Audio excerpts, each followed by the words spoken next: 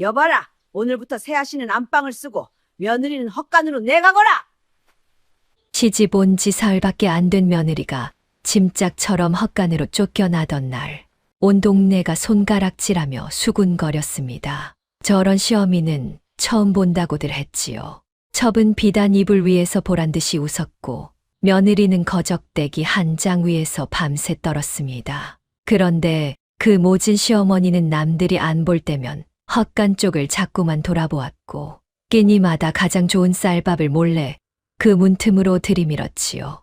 더 이상한 건 따로 있었습니다. 헛간 문을 닫으며 며느리에게만 들리도록 속삭인 그 한마디. 그날 이후 며느리는 누구에게도 그 말을 입 밖에 내지 못했습니다. 월화야담의 이야기가 계속될 수 있도록 구독과 좋아요로 응원의 마음을 보태주세요. 자, 그럼 오늘도 감동적인 옛날 이야기 지금 바로 시작합니다. 때는 조선 중엽, 산자락이 마을을 병풍처럼 두른 어느 고을이었습니다. 그 고을 한복판에 윤씨 가문의 너른 기와집이 있었지요. 대문이 어찌나 큰지 소달구지가 두 대는 나란히 드나들만 했습니다. 윤씨 집은 이 일대에서 손꼽히는 부잣집이었습니다. 논이 백마지기요. 밭이 그 곱절이라 했지요. 가을이면 곶간이 넘쳐 마당에 멍석을 깔고 나락을 말렸고 일하는 머슴만도 여럿이었습니다. 하지만 그 너른 집 안에는 사람이 단출했습니다. 늙은 안주인 황씨와 그 외아들 정인이 살 뿐이었지요. 일찍 남편을 여인 황씨가 홀로 가문을 지켜온 지도 20해가 넘었습니다. 황씨는 쉰을 넘긴 부인이었습니다. 등이 꼿꼿하고 눈매가 칼처럼 매서웠지요. 동네 사람들은 그네를 두고 윤씨 집 호랑이 마님이라 불렀습니다. 말수가 적고 한 번 입을 열면 좀처럼 거두지 않는 성미였습니다. 마님은 웃는 법을 모르는 분이야. 우물가에서 안악들이 그렇게 수군거리곤 했습니다. 틀린 말도 아니었지요. 황씨가 환하게 웃는 모습을 본 사람이 거의 없었으니까요. 그 황씨에게는 평생의 근심이 하나 있었습니다. 바로 외아들 정인이었지요. 정인은 22의 헌헌장부였습니다. 이목구비가 시원하고 살결이 희어보기에는 그럴듯했지요. 그러나 속이 무른 것이 흠이었습니다. 마음이 여리다 못해 줏대가 없었고 누가 곁에서 부추기면 이리저리 휘둘리기 일쑤였습니다. 아이고, 저 도련님은 인물값을 못해. 박노인은 혀를 차며 그렇게 말하곤 했습니다. 박노인은 이 집에서 30년을 부린 늙은 머슴이었습니다. 환갑을 넘긴 나이에 허리는 굽었지만 집안 사정을 누구보다 훤히 꿰고 있었지요. 황씨가 아들의 혼사를 서두른 것도 그 무른 성미가 걱정스러워서였습니다. 단단한 안사람을 들여 집안의 기둥을 세우고 싶었던 것이지요. 그렇게 맞아들인 며느리가 바로 다나였습니다. 다나는 간 19이 된 처자였습니다. 본디 이웃 고을 선비 집안의 딸이었지요. 한때는 글 읽는 소리가 끊이지 않던 반듯한 집안이었으나 아버지가 일찍 세상을 뜨면서 가세가 기울었습니다. 어머니마저 병으로 잃은 뒤로는 외숙집에 얹혀 살던 처지였습니다. 가진 것 없는 처자가 어찌 이런 부잣집에 시집을 오게 되었을까요? 동네 사람들은 그 점을 두고도 말이 많았습니다. 가진 게 없어도 사람 됨됨이가 곧다더군. 호랑이 마님이 직접 보고 골랐다지 않은가. 과연 황씨는 며느리감을 고르는데 까다로웠습니다. 재물도 가문도 따지지 않았습니다. 다만 사람을 보았지요.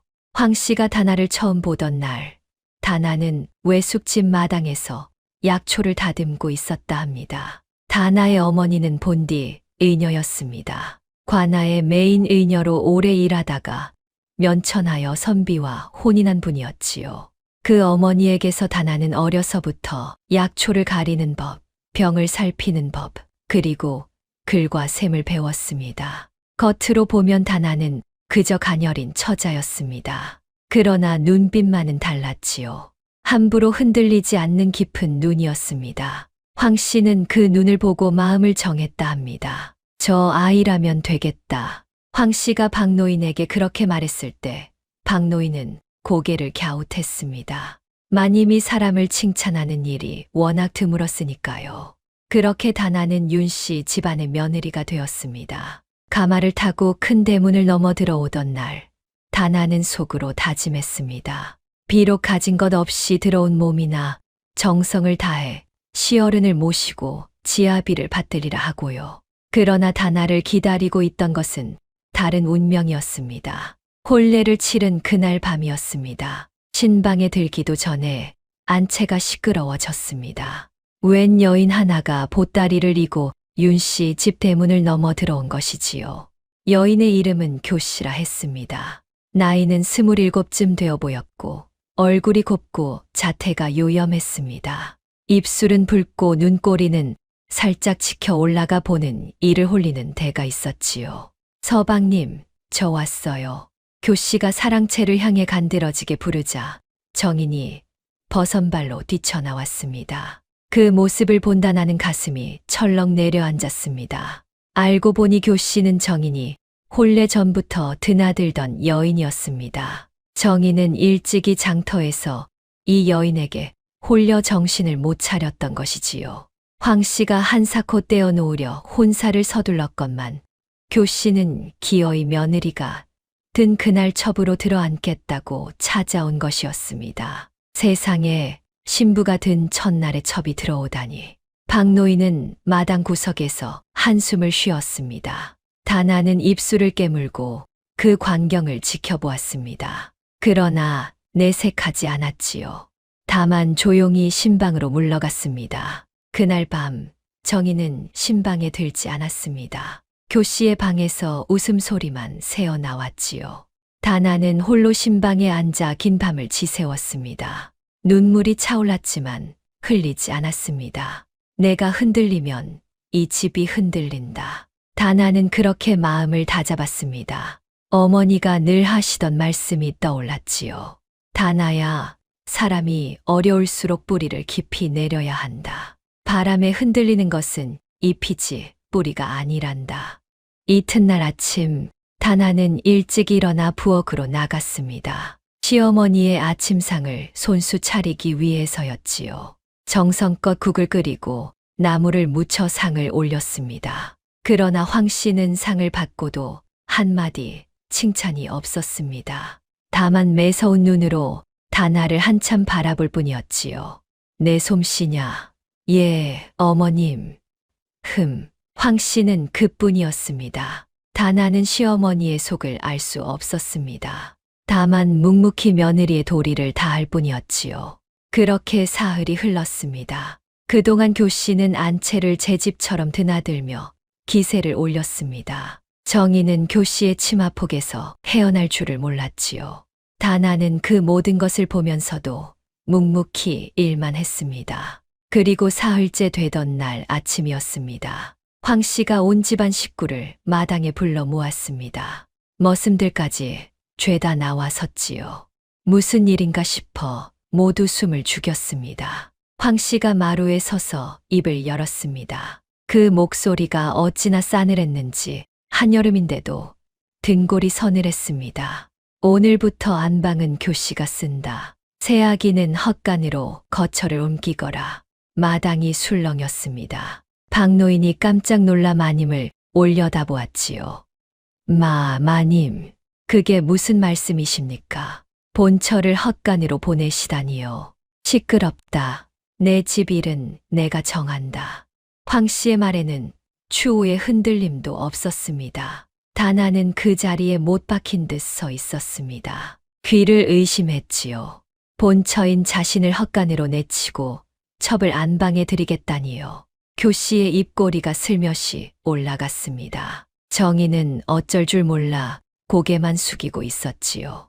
어머님, 다나가 겨우 입을 열었습니다. 목소리가 떨렸지만 또렷했습니다. 소인이 무슨 잘못을 저질렀는지요. 말씀해 주시면 고치겠나이다. 잘못이 있어야 내치느냐. 황 씨의 대답은 칼날 같았습니다. 가진 것 없이 들어온 주제에 안방을 탐하느냐. 헛간이면 과하지도 않다.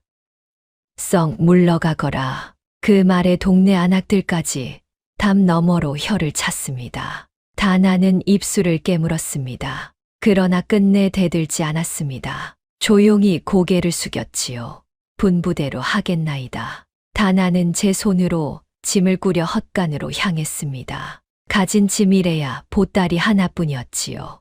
그 안에는 어머니가 남긴 낡은 삼배 조각 하나가 들어 있었습니다. 어머니가 손수 약초 처방을 적어둔 귀한 것이었습니다. 헛간은 안채에서 한참 떨어진 뒤뜰에 있었습니다. 곡식 가마와 농기구가 쌓인 어둡고 퀴퀴한 곳이었지요. 거미줄이 늘어지고 클바닥에선 냉기가 올라왔습니다. 다나는 한 구석을 쓸고 거적을 깔았습니다. 그리고 그 위에 앉아 가만히 어머니의 삼배 조각을 펼쳐보았습니다. 어머니, 소인이 어찌해야 좋겠습니까?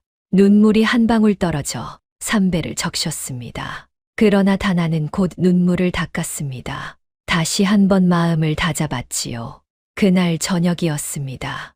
헛간 문이 살그머니 열렸습니다. 뜻밖에도 황 씨가 직접 밥상을 들고 들어온 것이지요.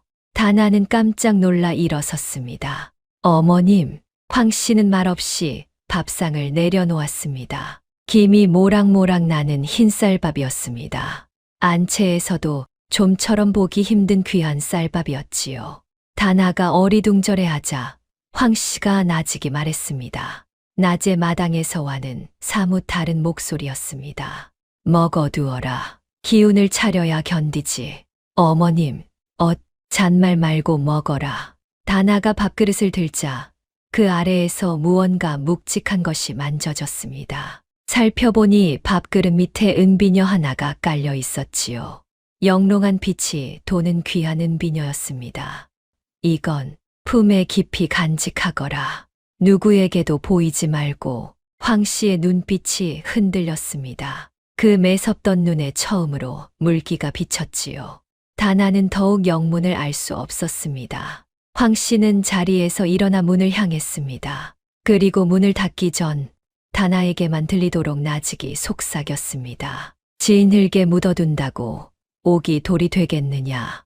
이에 명심해라. 이 헛간이 너를 지킬 것이다. 그 말을 남기고 황 씨는 헛간을 나섰습니다. 다나는 그 자리에 멍하니 앉아 있었습니다. 시어머니의 말이 무슨 뜻인지 도무지 알 수 없었지요. 진흙에 묻어둔다고 옥이 돌이 되겠느냐.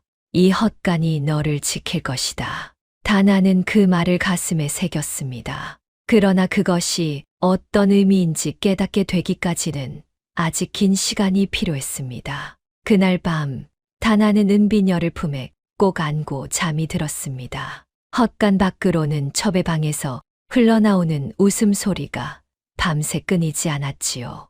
누가 알았겠습니까? 이 모진 처사 뒤에 누구도 짐작 못할 깊은 사연이 숨어 있을 줄을 말입니다. 헛간으로 쫓겨난 다나의 하루는 동이 트기도 전에 시작되었습니다. 가장 먼저 일어나 우물물을 깃고 아궁이에 불을 지피고 안채 식구들의 아침상을 차렸지요. 본처 이것만 부엌대기나 다름없는 처지였습니다. 그러나 다나는 군소리 한마디 없이 제 할 일을 했습니다. 세아씨, 손이 다 트셨네요. 부엌일을 돕던 어린 종 분이가 안타까운 듯 말했습니다. 다나의 고운 손이 거친 일에 부르트고 갈라져 있었지요. 괜찮다. 일하는 손이 어찌 곱기만 하겠느냐. 다나는 그저 웃었습니다. 분이는 그런 다나가 좋았습니다. 안방을 차지한 교씨가 종들을 함부로 부리고 매질하는 것과는 영딴판이었으니까요. 교씨는 안방에 들어앉은 뒤로 그 기세가 하늘을 찔렀습니다. 아침이면 늦도록 자리에서 일어나지 않았고 다나가 차린 밥상이 마음에 들지 않으면 상째로 물리기 일쑤였지요. 이게 사람 먹을 밥이요? 헛간 것이 솜씨도 헛간 솜씨로구먼. 교씨는 다나를 볼 때마다 비아냥거렸습니다. 다나가 본처인데도 첩인 자신에게 굽실거리지 않는 것이 못마땅했던 것이지요. 그러나 다나는 그 모진 말에도 표정 하나 바꾸지 않았습니다. 입에 맞지 않으셨다니 다시 지어 올리겠습니다. 다나가 차분히 답하면 교씨는 더욱 약이 올랐습니다. 잘난 척은 헛간 신세에 무슨 자존심이 그리 세누. 정희는 그 광경을 보면서도 입을 다물었습니다. 본처가 첩에게 수모를 당하는데도 말리지 못했지요. 교씨의 눈치만 살필 뿐이었습니다. 다나는 그런 지아비를 보며 속으로 한숨을 삼켰습니다. 하루는 교씨가 다나를 불러 세웠습니다. 마침 마당을 지나던 동네 안악들이 담 너머로 그 광경을 구경하고 있었지요. 여봐라, 헛간거사. 내 비단 치마에 흙이 튀었다. 당장 빨아오너라. 교씨가 일부러 치맛자락을 흙바닥에 끌며 말했습니다. 본처에게 빨래를 시키는 것은 첩으로서 도를 한참 넘은 짓이었지요. 담 너머 안악들이 수군거렸습니다. 세상에 본처더러 빨래를 시키네. 저 첩이 아주 아나무인일세. 다나는 잠시 교씨를 바라보았습니다. 그러나 화를 내지 않았지요. 다만 조용히 치마를 받아들었습니다. 빨아오겠습니다. 다나가 순순히 물러가자 교씨는 오히려 김이 빠졌습니다. 다나가 울거나 대들기를 바랐는데 그 차분한 태도가 도리어 자신을 초라하게 만드는 것 같았지요. 어디 두고 보자. 저 도도한 콧대를 언제까지 세울 수 있는지. 교씨는 입술을 깨물며 중얼거렸습니다. 다나의 흔들리지 않는 모습이 교씨의 속을 점점 긁어놓고 있었던 것이지요. 다나는 우물가에서 묵묵히 치마를 빨았습니다. 곁에서 분이가 발을 동동 굴렀지요. 세아씨, 어찌 참으십니까? 본처께서 첩에 빨래를 하시다니요. 분아, 사람이 사람을 욕보이려 들 때 같이 욕보이면 둘 다 진흙탕에 빠지는 게다. 나는 진흙탕에 들어갈 생각이 없단다. 다나의 말에 분이는 입을 다물었습니다. 어린 종의 눈에도 다나의 그릇이 보통이 아님이 느껴졌지요. 서방님은 어찌 저리 줏대가 없으실까. 그러나 다나는 정인을 원망하지 않았습니다. 다만 가엾게 여겼지요. 물은 사람은 악한 사람보다 더 위태로운 법이라고 어머니가 말씀하신 적이 있었습니다. 그렇게 헛간살이가 이어지던 어느 날이었습니다. 밤이 깊어 모두 잠든 시각, 헛간 지붕에서 부스럭거리는 소리가 났습니다. 다나가 놀라 일어나 보니 웬 그림자가 지붕 위에 올라가 있었지요. 누구요? 쉿, 접니다요, 세아씨. 박노인이었습니다. 늙은 머슴이 한밤중에 헛간 지붕에 올라가 무언가를 손보고 있었던 것이지요. 어르신, 이 밤중에 거기서 무얼 하십니까? 지붕에 구멍이 났습디다. 비라도 새면 세아씨가 고생할 텐데요. 낮에는 눈이 많으니 밤에 몰래 고치는 geb니다. 다나는 가슴이 뭉클했습니다. 이 집에서 자신을 가엾게 여기는 사람이 아주 없지는 않았던 것이지요. 어르신, 그러다 다치십니다. 그만 내려오세요. 다 됐습니다요. 자, 이제 비가 와도 끄떡없을 geb니다. 박노인이 지붕에서 내려왔습니다. 다나는 박노인에게 따뜻한 숭늉이라도 대접하고 싶었지만 가진 것이 없어 안타까울 뿐이었지요. 어르신은 이 집에 오래 계셨다지요. 함은요, 30년이 넘었습지요. 영감마님 살아 계실 적부터 부렸으니까요. 그럼 어머님에 대해서도 잘 아시겠네요. 박노인은 잠시 말이 없었습니다. 무언가 망설이는 기색이었지요. 그러다 나직이 입을 열었습니다. 마님은 겉으로는 모질어 보여도 속이 깊은 분입지요. 세아씨가 모르는 사연이 많습니다요. 사연이라니요. 아직은 말할 때가 아닙니다요. 다만 한 가지만 말씀드리지요. 마님이 세아씨를 헛간으로 보낸 데에는 우리가 모르는 까닭이 있을 geb니다. 다나는 그 말을 곱씹었습니다. 시어머니가 헛간문을 닫으며 남긴 말이 떠올랐지요. 진흙에 묻어둔다고 옥이 돌이 되겠느냐. 이 헛간이 너를 지킬 것이다. 어머님은 대체 무엇을 알고 계신 걸까? 다나의 의문은 깊어만 갔습니다. 그러나 박노인은 더 이상 입을 열지 않았습니다. 한편 안방의 교씨는 나날이 욕심을 키워가고 있었습니다. 단순히 첩으로 들어왔는데 만족할 여인이 아니었지요. 교씨의 속셈은 따로 있었습니다. 며칠 뒤 교씨의 방으로 한 사내가 은밀히 찾아들었습니다. 갓을 깊이 눌러쓴 그 사내는 교씨의 친정 오라비 교복이었습니다. 나이는 34쯤 되었고 고을 관아에서 아전 노릇을 하는 자였지요. 눈빛이 음흉하고 손속이 매서운 위인이었습니다. 누이, 잘 되어 가는가? 교복이 낮은 목소리로 물었습니다. 안방까지 차지했으니 절반은 된 셈이지요. 오라버니, 절반으로는 안 되네. 윤씨 집 재산을 통째로 삼켜야 하지 않겠나. 교복의 말에 교씨의 눈이 번뜩였습니다. 통째로요? 그래, 윤씨 집 논밭이 얼마인가? 이 일대 제일이 아닌가? 그걸 우리 손에 넣는 게야. 교씨는 침을 꿀꺽 삼켰습니다. 하지만 어찌 그 많은 재산을 방법이 있지. 정인 그자가 자네에게 홀딱 빠져 있으니 우선 그자를 구슬려 재산 문서를 손에 넣는 게야. 그 다음은 내가 알아서 함세. 교복은 음흉하게 웃었습니다. 관아의 아전이라는 자리를 이용해 무슨 흉계를 꾸미려는 것이 분명했지요. 한데 오라버니 마음에 걸리는 게 하나 있어요. 무언가 본처 그 계집 말이에요. 헛간에 처박혀 있긴 해도 어쩐지 만만치가 않아요. 눈빛이 예사롭지 않다니까요. 교복은 코웃음을 쳤습니다. 헛간에 처박힌 계집이 무의 대수라고. 가진 것도 없고 친정도 망한 처지가 아닌가. 신경 쓸 것 없네. 하긴 그렇지요. 교씨는 고개를 끄덕였습니다. 그러나 마음 한구석의 깨름칙함은 쉬이 가시지 않았지요.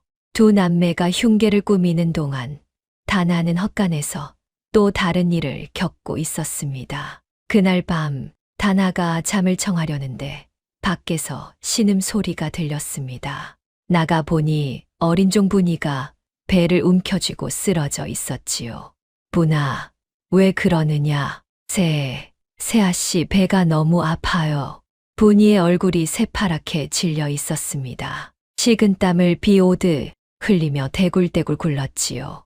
다나는 다급히 분이를 살폈습니다. 어머니에게 배운 의술이 있었기에 침착하게 증세를 짚었습니다. 무얼 먹었느냐? 저녁에 산에서 딴 버섯을 구워 먹었어요. 다나의 낯빛이 변했습니다. 분이가 먹은 버섯을 가져오게 하여 살펴보니 독버섯이 분명했습니다. 자칫하면 목숨이 위태로운 상황이었지요. 다나는 지체 없이 움직였습니다. 품에서 어머니의 삼배 처방전을 꺼내 펼쳤습니다. 거기에는 갖가지 독을 다스리는 처방이 빼곡히 적혀 있었지요. 분아, 조금만 견디거라. 곧 괜찮아질 게야. 다나는 헛간 한 구석에 말려둔 약초들을 꺼냈습니다. 평소 뒷산에서 틈틈이 캐어 모아둔 것이었지요. 칡뿌리와 감초를 다리고 검은 콩을 갈아칩을 냈습니다. 그것을 분이에게 먹이고 등을 쓸어내렸습니다. 얼마 지나지 않아 분이가 토하기 시작했습니다. 독을 개워낸 것이지요. 그러고 나자 차츰 안색이 돌아왔습니다. 이제 살 것 같아요, 세아씨. 분이가 가쁜 숨을 몰아쉬며 말했습니다. 다나는 안도의 한숨을 내쉬었지요. 다행이구나. 앞으로는 함부로 산 것을 먹지 말거라. 이 일은 종들 사이에 조용히 퍼졌습니다. 헛간 세아씨가 죽어가던 분이를 살렸다는 이야기였지요. 종들은 다나를 더욱 따르고 우러르게 되었습니다. 그러나 다나는 이 일을 떠벌리지 않았습니다. 오히려 분이에게 입단속을 시켰지요. 이 일을 아무에게도 말하지 말거라. 특히 안방마님께는. 어찌하여요, 세아씨. 다나는 잠시 생각에 잠겼습니다. 어쩐지 자신의 재주를 함부로 드러내서는 안 될 것 같은 예감이 들었던 것이지요. 시어머니가 남긴 말도 그러했습니다. 진흙에 묻어둔다고 옥이 돌이 되겠느냐. 옥은 진흙 속에 숨어 있을 때 가장 안전한 법이라고 다나는 어렴풋이 느끼고 있었습니다. 그저 조용히 지내는 것이 좋겠구나. 분이는 영문을 몰랐지만 고개를 끄덕였습니다. 그 무렵 황 씨는 사당에 홀로 들어 위패 앞에 앉아 있곤 했습니다. 아무도 모르게 향을 피우고 한참을 머물렀지요. 박노인만이 그 모습을 멀리서 지켜볼 뿐이었습니다. 위패에는 낯선 이름이 하나 적혀 있었습니다. 윤 씨 집안 사람이 아닌 황 씨의 친정 쪽 사람이었지요. 박노인은 그 위패가 누구의 것인지 알고 있었습니다. 그러나 입을 굳게 다물었습니다. 황 씨가 위패 앞에서 무어라 나직이 중얼거렸습니다. 언니 이번에는 반드시 지킬 것이요. 그때처럼 또다시 잃지는 않을 것이요. 황 씨의 두 눈에서 눈물이 흘러내렸습니다. 평생 누구 앞에서도 눈물을 보이지 않던 호랑이 마님이었지요. 그러나 그 사당 안에서만은 한 사람의 늙은 여인일 뿐이었습니다. 대체 황 씨에게는 어떤 사연이 있었던 것일까요? 그 언니라는 사람에게는 무슨 일이 있었던 것일까요? 그리고 그것이 다나와는 무슨 관계가 있는 것일까요? 모든 의문이 안개 속에 잠긴 채 시간은 흘러가고 있었습니다. 계절이 바뀌어 가을이 깊었습니다. 윤 씨 집 곳간에는 핵곡식이 그득히 쌓였지요. 그러나 집안의 공기는 점점 무거워지고 있었습니다. 교 씨가 안방을 차지한 뒤로 살림은 엉망이 되어갔습니다. 교 씨는 살림에는 관심이 없고 제 치장에만 돈을 쏟아부었지요. 비단이며 놀이개며 사들이는 것이 끝이 없었습니다. 정희는 그런 교 씨를 말리기는커녕 오히려 돈주머니를 풀어주기 바빴습니다. 서방님, 이 가락지 좀 보세요. 곱지요? 곱구려. 자네에게 잘 어울리겠소. 그럼 사주실 거지요? 하다뿐이겠소. 정희는 교 씨가 조르는 대로 다 들어주었습니다. 황 씨가 보다 못해 아들을 불러 꾸짖었지요. 정희나 살림이 이 지경이 되도록 무얼 하느냐. 꽃간이 빈다는 소리가 들리는구나. 어머니. 그것이 그 계집에게 홀려 가산을 탕진할 셈이냐. 황 씨의 호통에 정희는 고개를 들지 못했습니다. 그러나 그때뿐이었지요. 돌아서면 또 교 씨의 치마폭에 휘둘렸습니다. 황 씨는 속이 새카맣게 타들어갔습니다. 황 씨가 며느리를 헛간으로 보낸 것은 어찌 보면 모진 일이었으나 그 속을 들여다보면 까닭이 있었습니다. 황 씨는 알고 있었던 것이지요. 교 씨와 그 뒤에 도살인 무언가가 윤 씨 집안을 노리고 있다는 것을 말입니다. 황 씨는 박노인을 은밀히 불렀습니다. 박서방, 요즘 안방에 드나드는 사내가 있다지. 예, 마님. 갓을 눌러 쓴 사내인데 아무래도 첩실의 친정 오라비인 듯합니다요. 고을 관아의 아전이라 하더이다. 아전이라. 황 씨의 눈빛이 깊어졌습니다. 관아의 아전이 끼었다면 보통 일이 아니었지요. 무언가 큰 흉계가 꾸며지고 있음이 분명했습니다. 박서방, 헛간 새아기는 잘 지내는가? 예, 별 탈 없이 지냅니다요. 한데 마님, 어찌하여 새아씨를 그리 모질게 해? 박서방. 황 씨가 박노인의 말을 잘랐습니다. 그 아이는 헛간에 있어야 안전하다. 안방에 두면 표적이 된다. 가진 것 없고 천대받는 며느리를 누가 굳이 해하려 들겠느냐. 그 아이를 지키는 길은 그 아이를 가장 하찮게 보이도록 하는 것뿐이다. 박노인은 그제야 마님의 깊은 뜻을 어렴풋이 짐작했습니다. 헛간으로 보낸 것이 박대가 아니라 보호였다는 것을 말이지요. 한데 마님, 어찌 그리 확신하십니까? 저들이 새아씨를 해하려 든다는 것을. 황 씨의 얼굴에 깊은 그늘이 드리웠습니다. 전에도 그런 일이 있었으니까. 네, 평생 잊지 못할 일이. 황 씨는 말끝을 흐렸습니다. 더는 입을 열지 않았지요. 박노인도 더 묻지 못했습니다. 다만 마님의 두 눈에 어린 깊은 슬픔을 보았을 뿐이었습니다. 한편 헛간에 다나는 나름의 방식으로 하루하루를 견뎌내고 있었습니다. 낮에는 부엌일과 집안일을 하고 밤이면 헛간에서 어머니의 처방전을 들여다보며 약초를 정리했지요. 뒷산에서 캐온 약초를 말리고 바 가루로 만들어 두었습니다. 다나의 의술 솜씨는 종들 사이에 조용히 소문이 났습니다. 배앓이를 하는 종에게 약을 지어주고 다친 머슴의 상처를 치료해 주기도 했지요. 다나는 늘 조용히 드러나지 않게 사람들을 도왔습니다. 세아 씨는 부처님 같은 분이요. 종들은 그렇게 입을 모았습니다. 헛간으로 쫓겨난 본처를 안방마님보다 더 따랐지요. 그러던 어느 날이었습니다. 윤씨 집안에 큰일이 닥쳤습니다. 정인이 갑자기 자리에 드러눕고 만 것이지요. 고열에 시달리며 헛소리를 하는데 며칠이 지나도 차도가 없었습니다. 황 씨는 고을에 용하다는 의원을 다 불러들였습니다. 그러나 어느 의원도 정인의 병을 잡지 못했지요. 약을 써도 열이 내리지 않고 오히려 날로 쇠약해져 갔습니다. 이상한 일입니다. 분명 약을 쓰는데도 차도가 없으니 의원들도 고개를 갸웃거리며 물러갔습니다. 황 씨의 애가 탔지요. 하나뿐인 아들이 시름시름 앓다 죽을지도 모를 일이었습니다. 교씨는 겉으로는 정인을 간호하는 척했습니다. 그러나 그 속은 알 수 없었지요. 오히려 정인이 알아눕자 살림을 더욱 제멋대로 주물렀습니다. 이 소식은 헛간의 다나에게도 전해졌습니다. 분이가 헐레벌떡 달려와 알린 것이지요. 세아 씨, 큰일 났어요. 서방님께서 사경을 헤매신대요.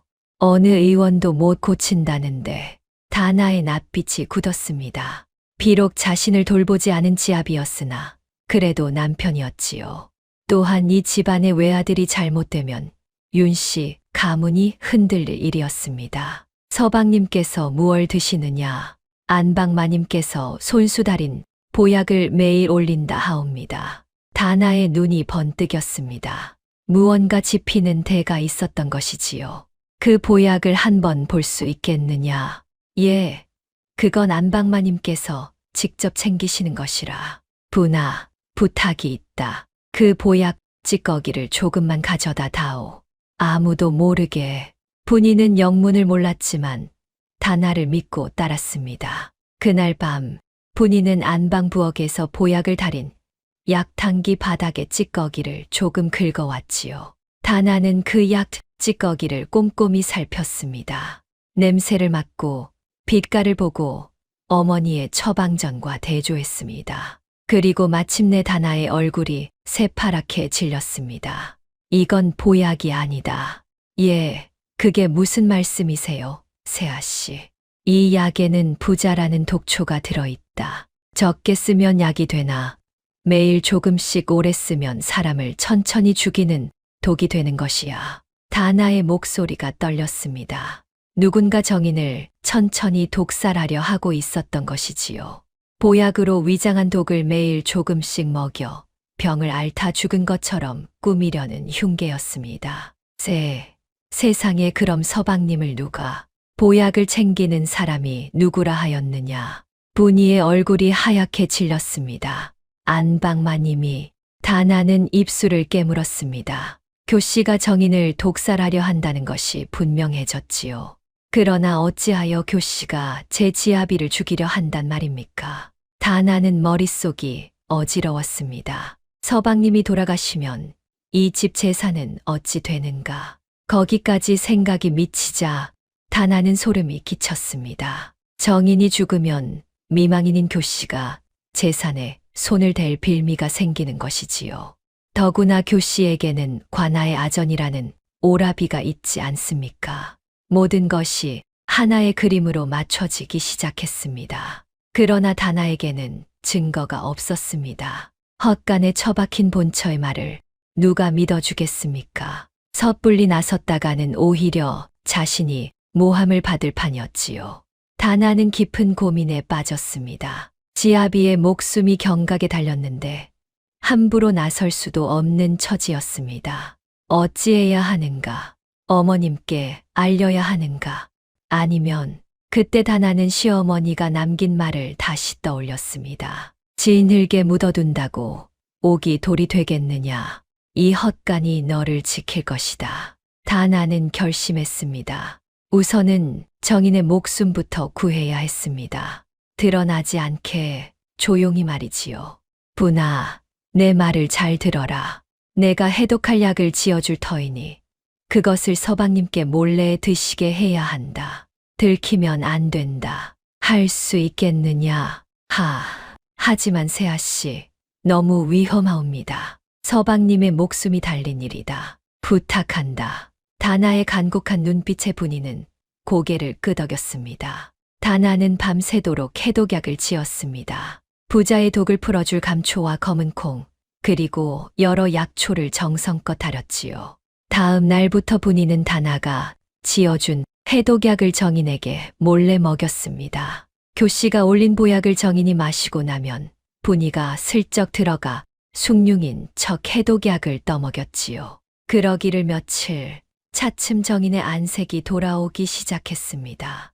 이상하구나. 어느 약도 듣지 않더니 요 며칠 새 차도가 보이는구나. 황 씨가 아들의 이마를 짚으며 중얼거렸습니다. 교씨는 그 말에 가슴이 철렁했지요. 분명 독을 먹였는데 어찌하여 정인이 회복되는지 알 수 없었던 것입니다. 이게 어찌 된 일이지? 분명히 교씨는 입술을 깨물었습니다. 무언가 일이 어긋나고 있음을 직감했지요. 그러나 누가 농간을 부리는지 짐작조차 못했습니다. 설마 헛간에 처박힌 며느리가 이런 일을 해내리라고는 꿈에도 생각지 못했으니까요. 다나는 분이를 통해 정인의 상태를 매일 살폈습니다. 그러면서도 결코 자신을 드러내지 않았지요. 해독약의 양을 조금씩 조절해가며 정인이 너무 빨리 낫지도 너무 더디 낫지도 않게 했습니다. 갑자기 멀쩡해지면 교씨가 의심할 것을 염려한 것이지요. 세아 씨는 어찌 이런 것까지 헤아리십니까? 분이가 혀를 내둘렀습니다. 다나는 조용히 웃었지요. 적을 알아도 드러내지 않는 것이 병법이라 하지 않더냐. 지금은 때가 아니다. 서방님을 살리되 저들이 눈치채지 못하게 해야 한다. 박노인도 어렴풋이 헛간 쪽에서 무슨 일이 벌어지고 있음을 눈치챘습니다. 정인의 병이 거짓말처럼 나아가는 것이 예사롭지 않았던 것이지요. 하루는 박노인이 헛간을 찾아왔습니다. 세아 씨, 혹 서방님 일에 손을 쓰고 계신 게요. 다나는 잠시 머뭇거리다 솔직히 털어놓았습니다. 박노인만은 믿을 수 있다고 여겼던 것이지요. 보약에 독이 들어 있었다는 것, 자신이 해독약을 지어 몰래 먹이고 있다는 것을 말했습니다. 박노인의 얼굴이 새파랗게 질렸습니다. 독이라니요. 그럼 안방마님이 쉿, 어르신, 아직 함부로 입에 올려서는 아니 됩니다. 증거가 없으니까요. 섣불리 나섰다간 도리어 소인이 모함을 쓰게 됩니다. 박노인은 고개를 끄덕였습니다. 다나의 신중함에 감탄하면서도 한편으로는 가슴이 미어졌지요. 이 어린 며느리가 홀로 얼마나 무거운 짐을 지고 있는가 싶어서였습니다. 세아 씨, 이 늙은이가 도울 일이 있으면 무엇든 말씀하시오. 이 집에서 세아 씨 편은 나 하나뿐일지도 모르니. 고맙습니다, 어르신. 다나의 눈시울이 붉어졌습니다. 외롭고 험한 길에 단 한 사람의 동무라도 있다는 것이 그리도 큰 위안이 되었던 것이지요. 이렇게 하여 다나는 보이지 않는 싸움에 발을 들이게 되었습니다. 헛간에 처박힌 며느리가 거대한 흉계에 홀로 맞서기 시작한 것입니다. 누구도 알지 못했습니다. 진을 속에 묻힌 옥이 마침내 빛을 내기 시작했다는 것을 말입니다. 정인의 병이 차츰 나아지자 윤씨 집안에는 잠시 평온이 찾아오는 듯 했습니다. 그러나 그것은 폭풍 전의 고요일 뿐이었지요. 교씨는 정인의 회복에 속이 부글부글 끓었습니다. 분명 독을 먹였는데 어찌하여 살아나는지 알 수 없으니 답답하고 불안했던 것이지요. 그날 밤 교씨는 또다시 오라비 교복을 불러들였습니다. 오라버니, 일이 틀어졌어요. 정인이 살아나고 있어요.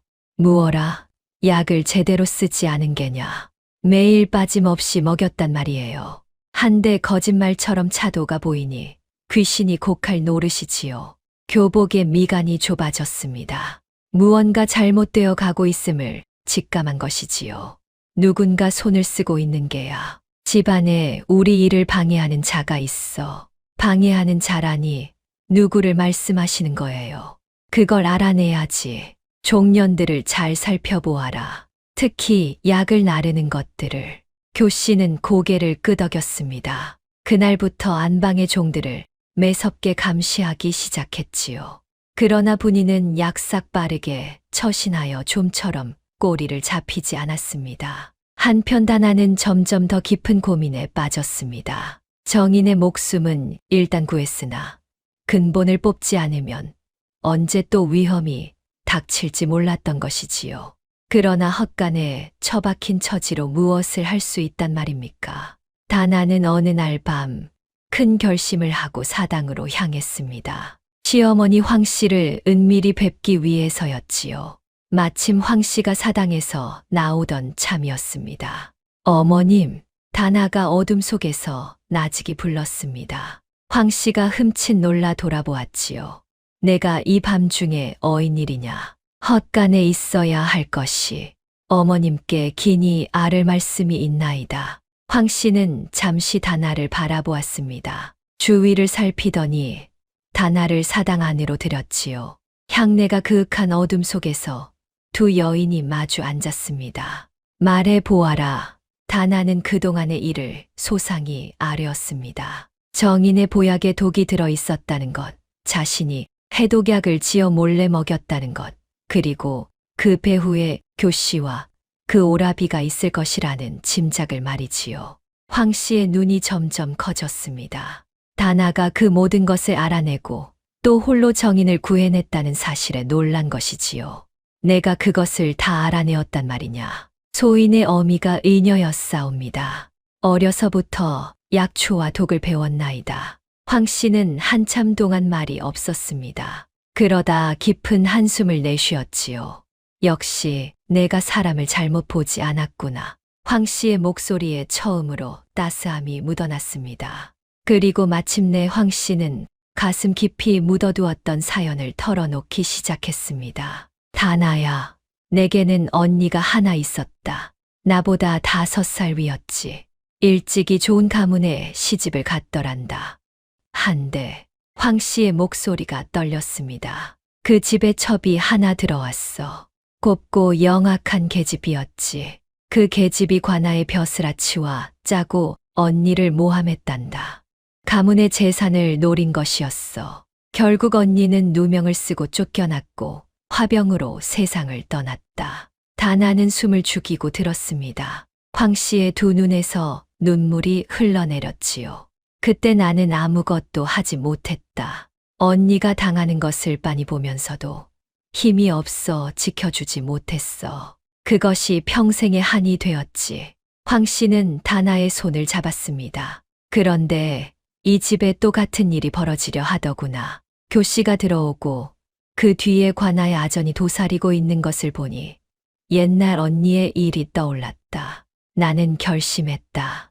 이번에는 반드시 지키리라고. 그래서 소인을 헛간으로. 그래, 너를 가장 하찮게 보이도록 하여 저들의 표적에서 빼낸 것이다. 안방에 두면 내가 첫 번째 목표가 될 테니까. 가진 것 없고 천대받는 며느리를 누가 굳이 해하려 들겠느냐. 그것이 너를 지키는 길이었다. 다나의 눈에서도 눈물이 흘렀습니다. 그동안의 모진 처사가 모두 자신을 지키기 위한 것이었다니요. 헛간 문을 닫으며 남긴 말의 뜻을 이제야 알 것 같았습니다. 어머님 소인은 까맣게 몰랐나이다. 그저 미움받는 줄로만. 미안하구나. 너를 욕보일 수밖에 없었던 이 어미를 용서해라. 허나 달리 길이 없었다. 저들은 관아를 끼고 있어 정면으로 맞서면 도리어 우리가 모함을 당한다. 옛날 언니가 그러했듯이 말이다. 두 여인은 손을 맞잡고 한참을 울었습니다. 시어머니와 며느리가 아니라 같은 운명에 맞서는 두 동지가 된 것이지요. 이윽고 다나가 눈물을 닦고 입을 열었습니다. 어머님, 이제 소인이 모든 것을 알았으니 더는 가만히 있지 않겠나이다. 저들의 흉계를 낱낱이 밝혀 가문을 지키겠나이다. 위험한 일이다. 저들은 무슨 짓이든 할 자들이야. 압니다. 허나 진을 속에 묻혀만 있을 수는 없지 않사옵니까? 옥은 때가 되면 빛을 내야 하는 법.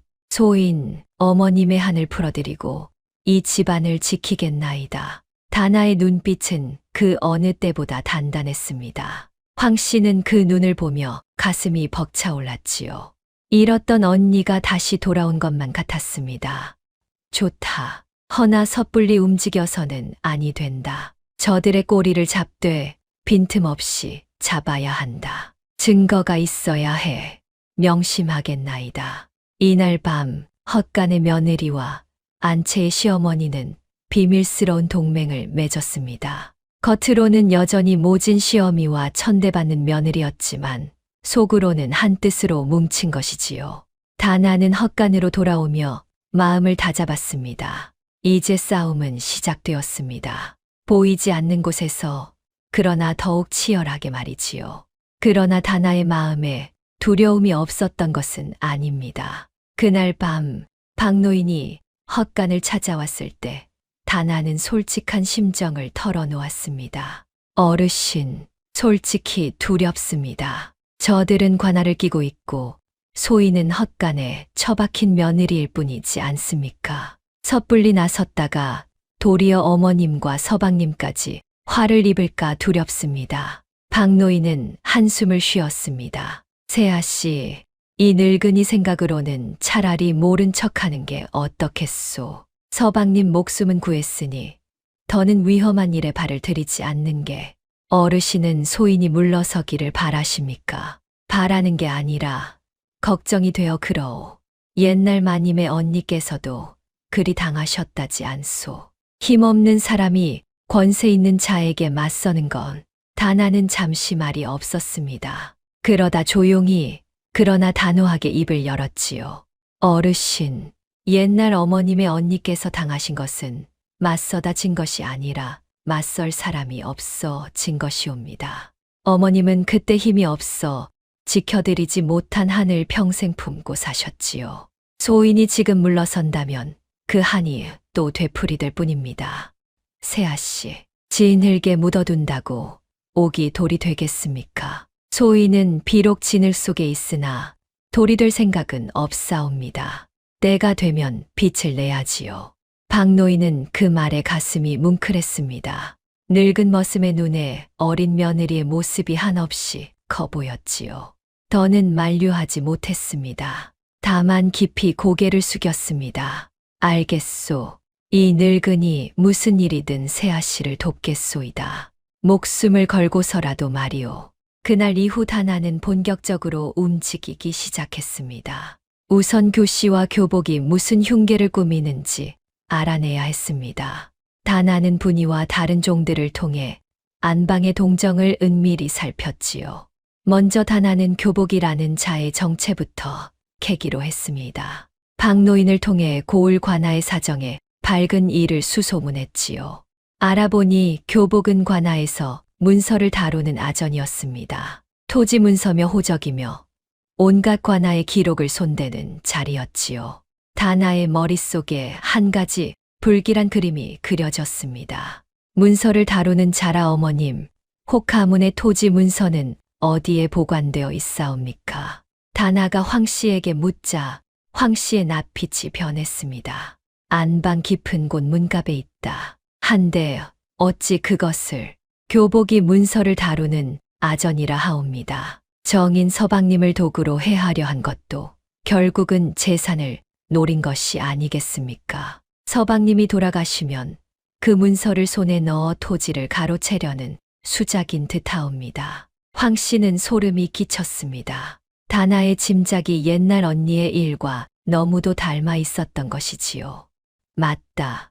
옛날 언니의 집도 그렇게 당했다. 첩이 안방을 차지하고 관아의 벼슬아치가 문서를 위조하여 그렇게 가문을 통째로 삼켰지. 그렇다면 저들이 노리는 것은 토지 문서가 분명하옵니다. 그 문서를 안전한 곳으로 옮겨야 하옵니다. 황 씨는 고개를 끄덕였습니다. 그날 밤 두 여인은 은밀히 안방의 문갑을 열어 토지 문서를 꺼냈습니다. 그리고 다나가 그것을 받아 헛간 깊숙한 곳에 감추었지요. 누구도 헛간에 그런 귀한 것이 숨겨져 있으리라고는 생각지 못할 터였습니다. 진을 속이 가장 안전한 법이라 하지 않으셨습니까? 다나의 말에 황 씨가 희미하게 웃었습니다. 평생 웃을 줄 모르던 호랑이 마님의 첫 미소였지요. 또한 다나는 자신의 재주를 조금씩 펼치기 시작했습니다. 다만 여전히 드러나지 않게 진을 속에 몸을 숨긴 채로 말이지요. 동네에 병자가 생기면 약을 지어 보내고 어려운 일이 있으면 지혜를 빌려주었습니다. 모두 박노인이나 분이를 통해 전해졌기에 그것이 헛간 며느리의 솜씨라는 것을 아는 이는 드물었습니다. 그러나 진을 속에 묻힌 옥도 그 빛을 영영 감출 수는 없는 법이지요. 다나의 비범함은 조금씩 그러나 분명하게 사람들의 입에 오르내리기 시작했습니다. 윤 씨 집안을 둘러싼 보이지 않는 싸움이 이제 막 본격적으로 막을 올리고 있었습니다. 가을이 가고 겨울이 찾아왔습니다. 윤 씨 집안에 보이지 않는 싸움도 한층 깊어졌지요. 다나에게 가장 큰 힘이 되어준 이는 늙은 머슴 박노인이었습니다. 박노인은 30년을 이 집에서 부린 사람이라 모르는 일이 없었지요. 집안 구석구석은 물론이요. 동네 사정에도 훤했습니다. 어느 눈 내리는 밤이었습니다. 박노인이 따뜻한 군고구마를 품에 안고 헛간을 찾아왔습니다. 세아 씨, 추운데 이거라도 좀 드시오. 아궁이에 구운 개입니다. 어르신도 참 어찌 늘 이리 챙겨주십니까? 다나는 군고구마를 받아 들고 박노인과 마주 앉았습니다. 헛간에 호롱불이 두 사람의 그림자를 벽에 길게 드리웠지요. 세아 씨, 내 오늘은 예시야기를 하나 해드리리다. 박노인은 군고구마를 까며 천천히 입을 열었습니다. 내가 이 집에 처음 왔을 적 영감 마님이 살아계셨소. 그 어른이 늘 하시던 말씀이 있었지요. 사람을 부릴 때는 그 사람의 됨됨이를 보라고, 겉이 화려한 자보다 속이 단단한 자를 곁에 두라고 말이오. 좋은 말씀이옵니다.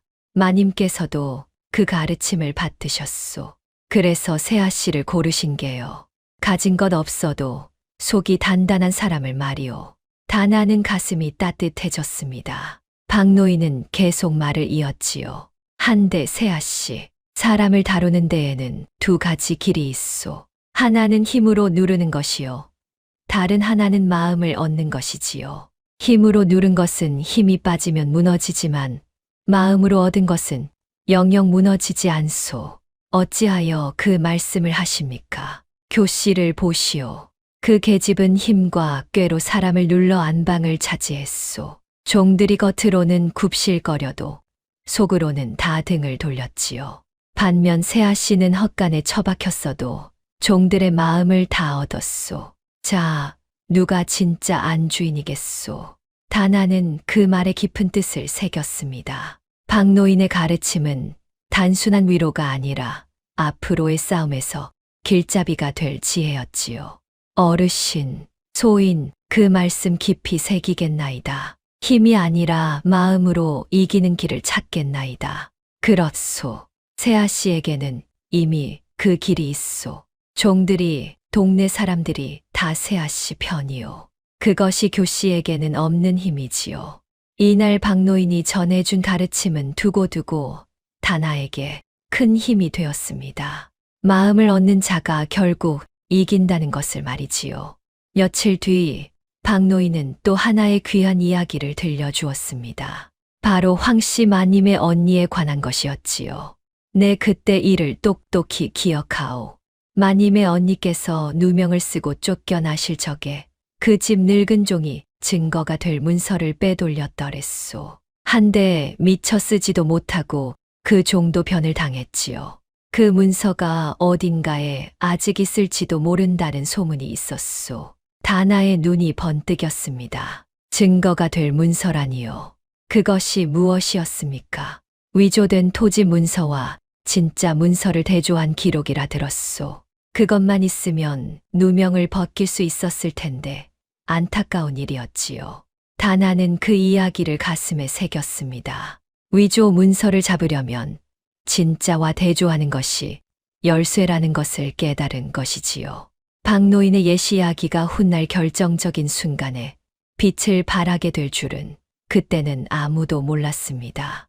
이렇게 다나는 박노인이라는 든든한 동물을 얻었습니다. 외롭고 험한 싸움길에 늙은 머슴의 지혜와 정이 큰 위안이자 무기가 되었지요. 겨울이 깊어가는 동안 다나의 이름은 조금씩 동네에 퍼지기 시작했습니다. 헛간에 처박힌 며느리이건만 그 솜씨와 지혜가 예사롭지 않다는 소문이었지요. 첫 번째 일은 동네 김첨지 댁에서 벌어졌습니다. 김첨지의 어린 아들이 갑자기 숨을 못 쉬고 새파랗게 질려 쓰러진 것이지요. 온 집안이 발칵 뒤집혔습니다. 의원을 부르러 갔지만 먼 길이라 당장 올 수가 없었지요. 마침 그 댁에 일하러 갔던 분이가 헐레벌떡 헛간으로 달려왔습니다. 세아씨, 김첨지댁 도련님이 숨을 못 쉬세요. 어서 좀 와주세요. 다나는 지체 없이 달려갔습니다. 가서 보니 아이가 콩 같은 것을 삼키다 목에 걸린 것이었지요. 다나는 침착하게 아이를 안아 등을 세게 두드렸습니다. 한참을 그러자 아이의 목에서 콩이 튀어나왔지요. 아이가 으액 하고 숨을 토해냈습니다. 아이고, 우리 아들이 살았네. 살았어. 김첨지 내외가 다나의 손을 붙잡고 울며 고마워했습니다. 이 일로 다나의 이름이 온 동네에 알려지기 시작했지요. 김첨지는 살해를 하겠다며 쌀이며 비단이며 한 짐을 싸 들고 왔습니다. 그러나 다나는 한사코 받지 않았지요. 사람을 살린 일에 어찌 값을 받겠습니까? 다만 도련님이 건강히 자라는 것을 보면 그것으로 족합니다. 김첨지는 다나의 마음 씀씀이에 더욱 감복했습니다. 그날 이후 김첨지는 만나는 사람마다 다나의 인품을 칭송하고 다녔지요. 헛간 며느리의 인망이 그렇게 한 사람 한 사람의 마음에 새겨졌습니다. 두 번째 일은 장터에서 있었습니다. 다나가 박노인과 함께 장에 나갔다가 한 노파가 사기를 당하는 것을 보게 된 것이지요. 약장수가 가짜 약을 비싸게 팔아넘기려 하고 있었습니다. 할머니, 그 약은 사지 마십시오. 다나가 나서서 말렸습니다. 약장수가 발끈했지요. 무어라, 헛간 며느리 주제에 무얼 안다고 끼어드느냐. 그 약은 만병통치라 하셨지요. 한데 이 약초는 그저 흔한 도라지를 말린 것에 불과합니다. 빛깔과 냄새가 그러하니 어찌 만병을 고친단 말입니까? 다나가 약을 짚어가며 조목조목 따지자 약장수는 얼굴이 벌개져 슬그머니 자리를 떴습니다. 구경하던 사람들이 박수를 쳤지요. 저 색시 보통이 아닐세. 가짜 약을 단번에 알아보네. 노파는 다나의 손을 잡고 연신 고맙다 인사했습니다. 하마터면 없는 살림에 가짜 약값을 치를 뻔했으니까요. 그 광경을 본 장터 사람들은 다나의 안목에 두고두고 감탄했습니다. 세 번째 일은 더욱 사람들을 놀라게 했습니다. 동네 부잣집 마님이 오랫동안 알 수 없는 병으로 고생하고 있었는데 어느 의원도 고치지 못했지요. 그 소문을 들은 다나가 은밀히 약을 지어 보냈습니다. 그런데 그 약을 먹은 마님이 거짓말처럼 자리를 털고 일어난 것이지요. 대체 누가 이 약을 지었단 말이오? 마님이 묻자 약을 전한 종이 머뭇거리다 답했습니다. 실은 윤씨 댁 헛간 세아씨가 지으셨습니다. 마님은 깜짝 놀랐습니다. 헛간에 처박힌 며느리가 그런 솜씨를 가졌다니요. 이 일로 다나의 명성은 더욱 높아졌습니다. 네 번째 일은 한겨울 눈길에서 벌어졌습니다. 동네 노인이 빙판에 미끄러져 팔이 부러졌는데 뼈가 어긋나 살을 뚫고 나올 지경이었지요. 사람들이 발만 동동 굴렀습니다. 다나가 달려가 침착하게 뼈를 맞추고 약초를 지식여 붙인 뒤 나무를 대어 단단히 동였습니다. 이대로 두면 보름이면 붙을 것이옵니다. 함부로 움직이지 마십시오. 노인은 다나의 솜씨에 혀를 내둘렀지요. 과연 보름이 지나자 팔이 멀쩡히 붙었습니다. 사람들은 다나를 두고 헛간의 명예라 부르기 시작했습니다. 다섯 번째 일은 동네 안악들의 다툼을 가라앉힌 일이었습니다. 우물물을 두고 두 집안이 멱살을 잡고 싸우는데 누구도 말리지 못했지요. 다나가 나섰습니다. 두 분 다 옳은 말씀이십니다. 허나물은 하늘이 내린 것이지 누구의 것도 아니지요. 아침에는 윗집이 먼저 깃고 저녁에는 아랫집이 먼저 깃는 것이 어떻겠습니까? 그러면 두 집 다 손해볼 일이 없지요. 다나의 지혜로운 중재에 두 집안은 머쓱해져 화해했습니다. 그 차분하고 공정한 말솜씨에 모두가 감탄했지요. 여섯 번째 일은 다나의 명성을 결정적으로 높였습니다. 마침 고을의 돌림병이 돌기 시작한 것이지요. 사람들이 하나둘 열에 시달리며 쓰러졌습니다. 의원들도 손을 놓고 두려워 피하기 바빴지요. 그러나 다나는 달랐습니다. 다나는 어머니의 처방전을 펼쳐 돌림병을 다스릴 약을 연구했습니다. 그리고 마을 입구에 큰 가마솥을 걸고 약을 달여 병자들에게 나누어 주었지요. 또한 병이 퍼지지 않도록 우물에 약초를 풀고 집집마다 불을 피워 연기를 쐬게 했습니다. 물을 반드시 끓여 드시고 병자가 쓰던 것은 모두 불에 태우십시오. 다나의 지시를 따른 마을은 돌림병의 피해를 크게 줄일 수 있었습니다. 옆 마을이 쑥대밭이 되는 동안 이 마을만은 무사했지요. 사람들은 다나를 생명의 은인으로 여기게 되었습니다. 윤씨 댁 헛간 세아씨가 우리 마을을 살렸네. 천대받는 며느리인 줄 알았더니 보살이 따로 없구먼. 이렇게 6가지 일을 거치며 다나의 이름은 온 고을에 자자해졌습니다. 헛간에 몸을 숨겼어도 그 빛은 가릴 수 없었던 것이지요. 소문은 점점 윤씨 집안 안방에도 흘러들었습니다. 교씨가 그 소문을 듣고 미간을 찌푸렸지요. 헛간 그 계집이 약을 지어 사람을 고친다고 무슨 헛소문이 그리 도누. 그러나 교씨의 마음 한구석에 깨름칙함이 자라기 시작했습니다. 헛간에 처박혀 있어야 할 며느리가 자꾸 사람들 입에 오르내리니 어쩐지 불안했던 것이지요. 다나는 그런 소문이 도는 것을 경계했습니다. 진을 속에 묻혀 있어야 안전한데 자꾸 빛이 새어나오니 걱정스러웠던 것이지요. 그러나 곤경에 처한 사람을 모른 척할 수는 없었습니다. 다나의 천성이 그러했으니까요. 세아씨, 이러다 안방마님 귀에 들어가면 어쩌시려고요. 분이가 걱정하자 다나는 차분히 답했습니다. 사람을 살리는 일을 어찌 두려워 마다하겠느냐. 다만 더욱 조심할 뿐이지. 옥은 빛을 내되 함부로 캐내어지지 않도록 해야 한단다. 이렇게 다나는 진을 속에서 조금씩 빛을 내기 시작했습니다. 비록 헛간에 몸을 숨기고 있었으나 그 비범함은 더 이상 감출 수 없는 지경에 이르고 있었지요. 다나의 명성이 높아질수록 교씨의 불안도 커졌습니다. 헛간에 처박아 둔 며느리가 자꾸 사람들 입에 오르내리니 어쩐지 발밑이 흔들리는 기분이었지요. 하루는 교씨가 다나를 안방으로 불러들였습니다. 기를 죽여 놓을 셈이었지요. 헛간 거사, 요즘 내가 약을 짓는다는 소문이 자자하더구나. 분수를 모르는 게야. 내가 무슨 의원이라도 된단 말이냐. 그저 곤경에 처한 일을 도왔을 뿐이옵니다. 가소롭구나. 그래, 내 솜씨가 그리 대단하다면 어디 한번 보자. 마침 내가 며칠째 두통이 심한데 내가 한번 고쳐보아라. 못 고치면 그 잘난 콧대를 꺾어주마. 교씨는 다나를 시험하여 망신을 줄 작정이었습니다. 다나가 못 고치면 그동안의 소문이 다 거짓이라 떠벌릴 셈이었지요. 안방에 있던 종들이 숨을 죽이고 지켜보았습니다. 다나는 차분히 교씨의 맥을 짚고 안색을 살폈습니다. 그리고 이내 두통의 원인을 알아챘지요.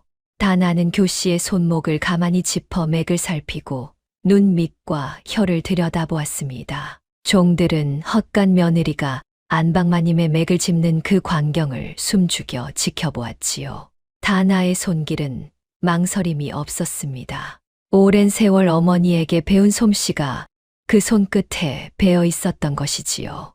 마님의 두통은 약으로 고칠 병이 아니옵니다. 무어라?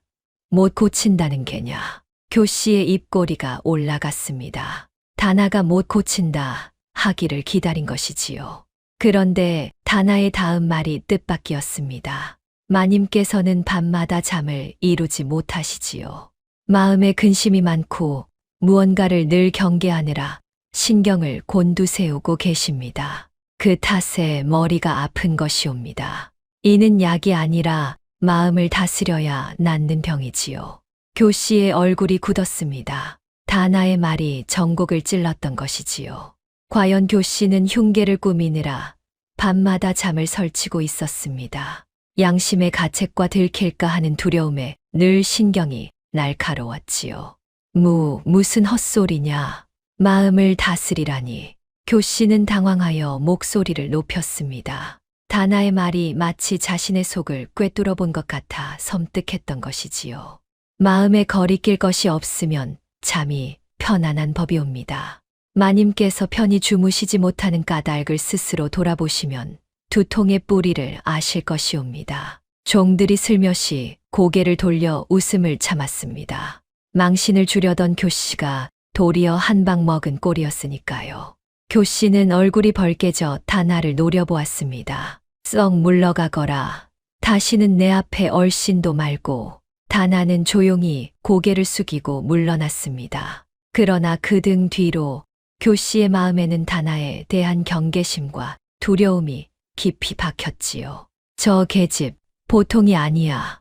헛간에 처박힌 주제에 어찌 내 속을 다 들여다본단 말인가. 교씨는 그날 밤 더욱 잠을 이루지 못했습니다. 다나라는 존재가 자신의 흉계에 큰 걸림돌이 되리라는 예감이 들었던 것이지요.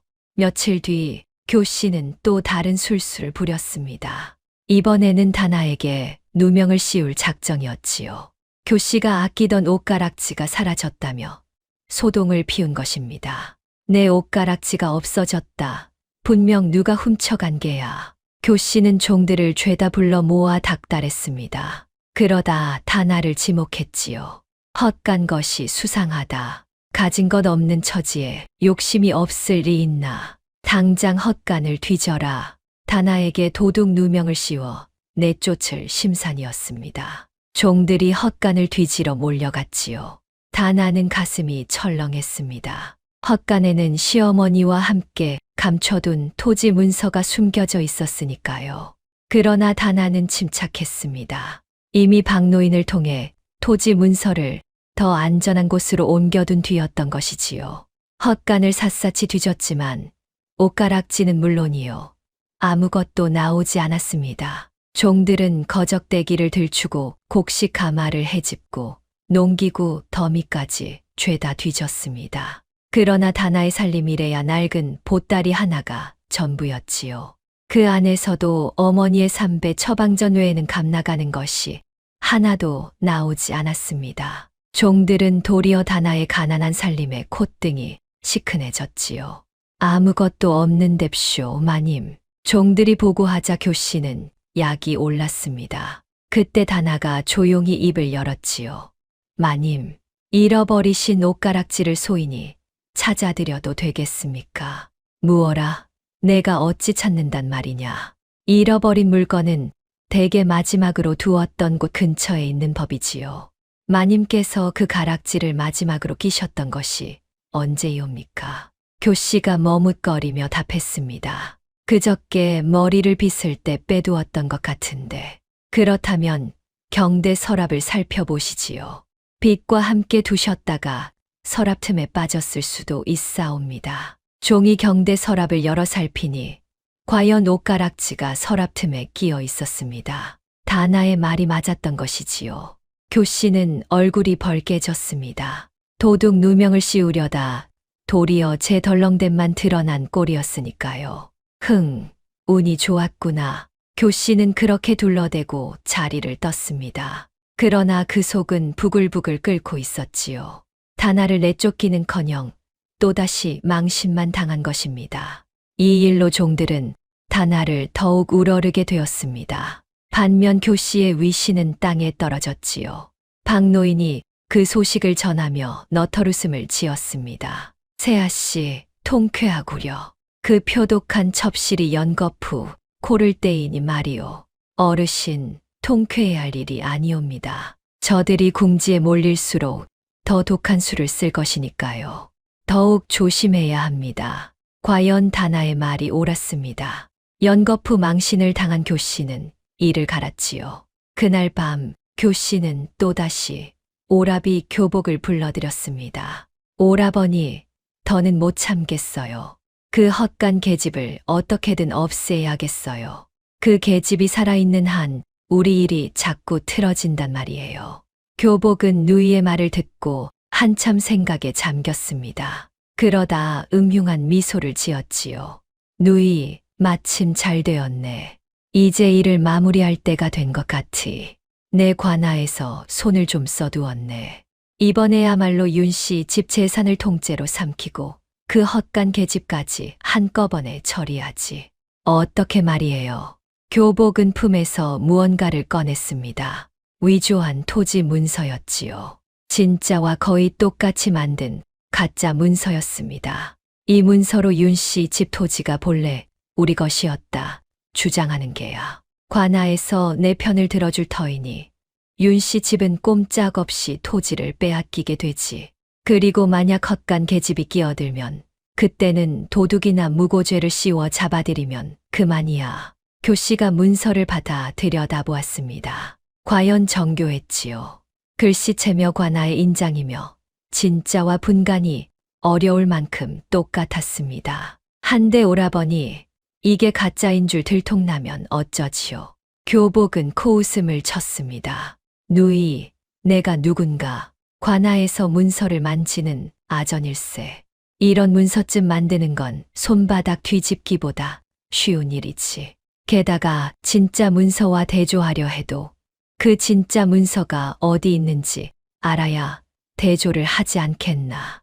윤씨 집안은 그 문서가 어디 있는지도 모르고 우왕좌왕할 게야. 교복은 자신만만했습니다. 진짜 토지 문서만 손에 넣거나 없애버리면 가짜 문서가 진짜 행세를 할 수 있다고 여긴 것이지요.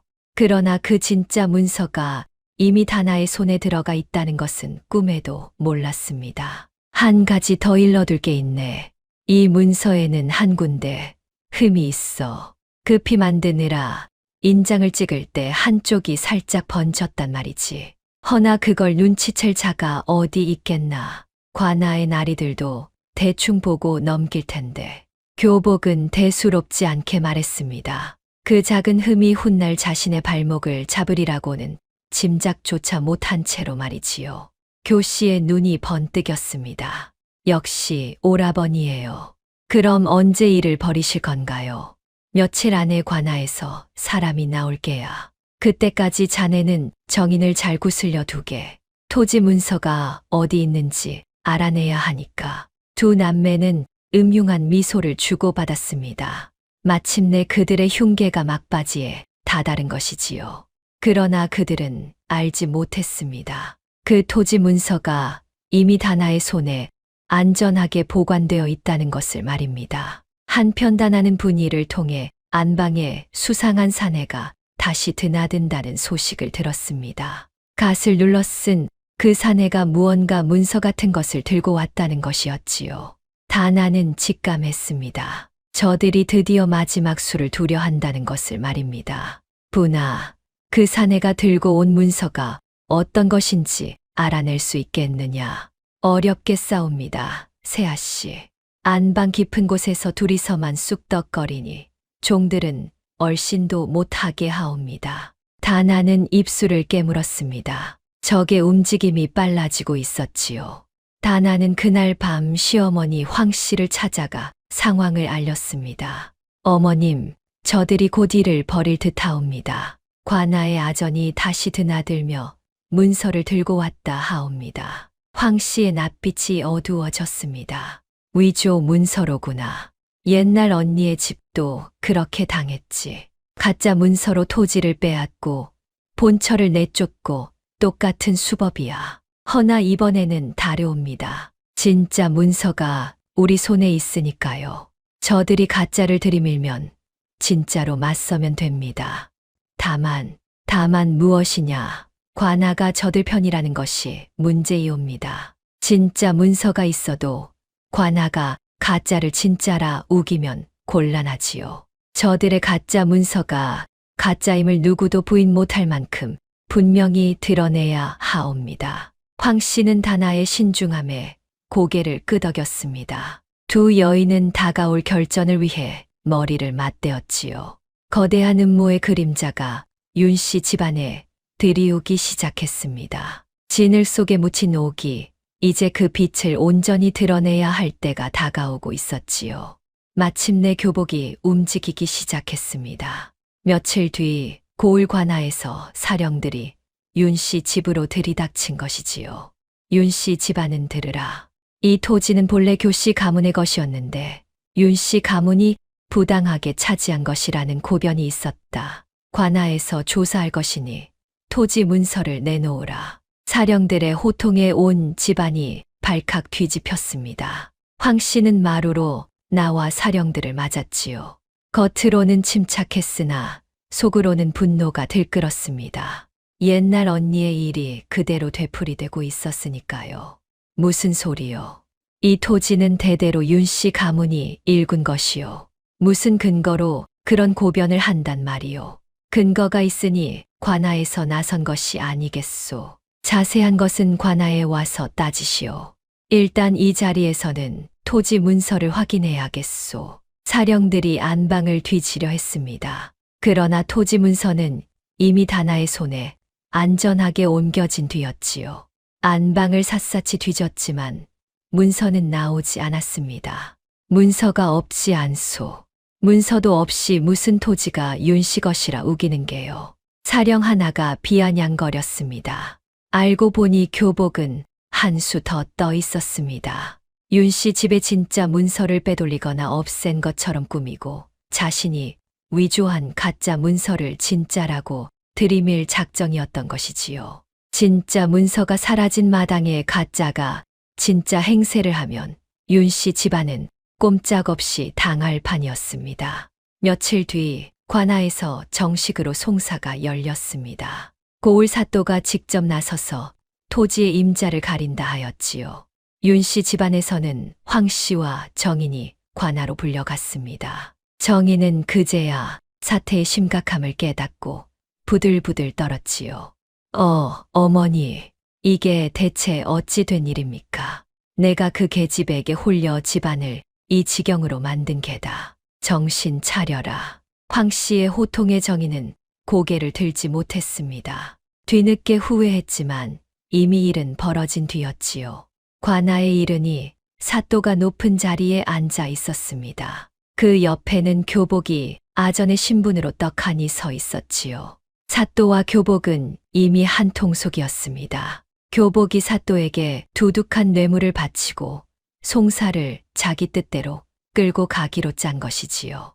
윤 씨 집안은 들으라. 여기 교씨 가문에서 제출한 토지 문서가 있다. 이 문서에 따르면 이 토지는 본래 교씨 가문의 것이었다. 윤 씨 집안은 이에 대한 증거를 내놓을 수 있는가? 사또가 위험을 부리며 물었습니다. 교복이 위조한 문서를 사또에게 바치자 사또는 그것을 진짜인 양 떠받들었지요. 황 씨는 기가 막혔습니다. 가짜 문서를 진짜라 우기는 데다 사또까지 한 페인이 빠져나갈 구멍이 없어 보였습니다. 그 문서는 가짜요. 우리 윤 씨 가문이 대대로 이 땅을 일구었거늘 어찌 교씨 가문의 것이란 말이오. 증거를 내놓으라 하지 않았는가. 말로만 우긴다고 될 일이 아니다. 진짜 문서를 내놓든가 아니면 이 토지를 교씨 가문에 넘기든가 하라. 사또의 말에 황 씨는 말문이 막혔습니다. 진짜 문서를 내놓으면 되지만 그것을 함부로 내놓았다가 또 무슨 농간을 부릴지 몰랐던 것이지요.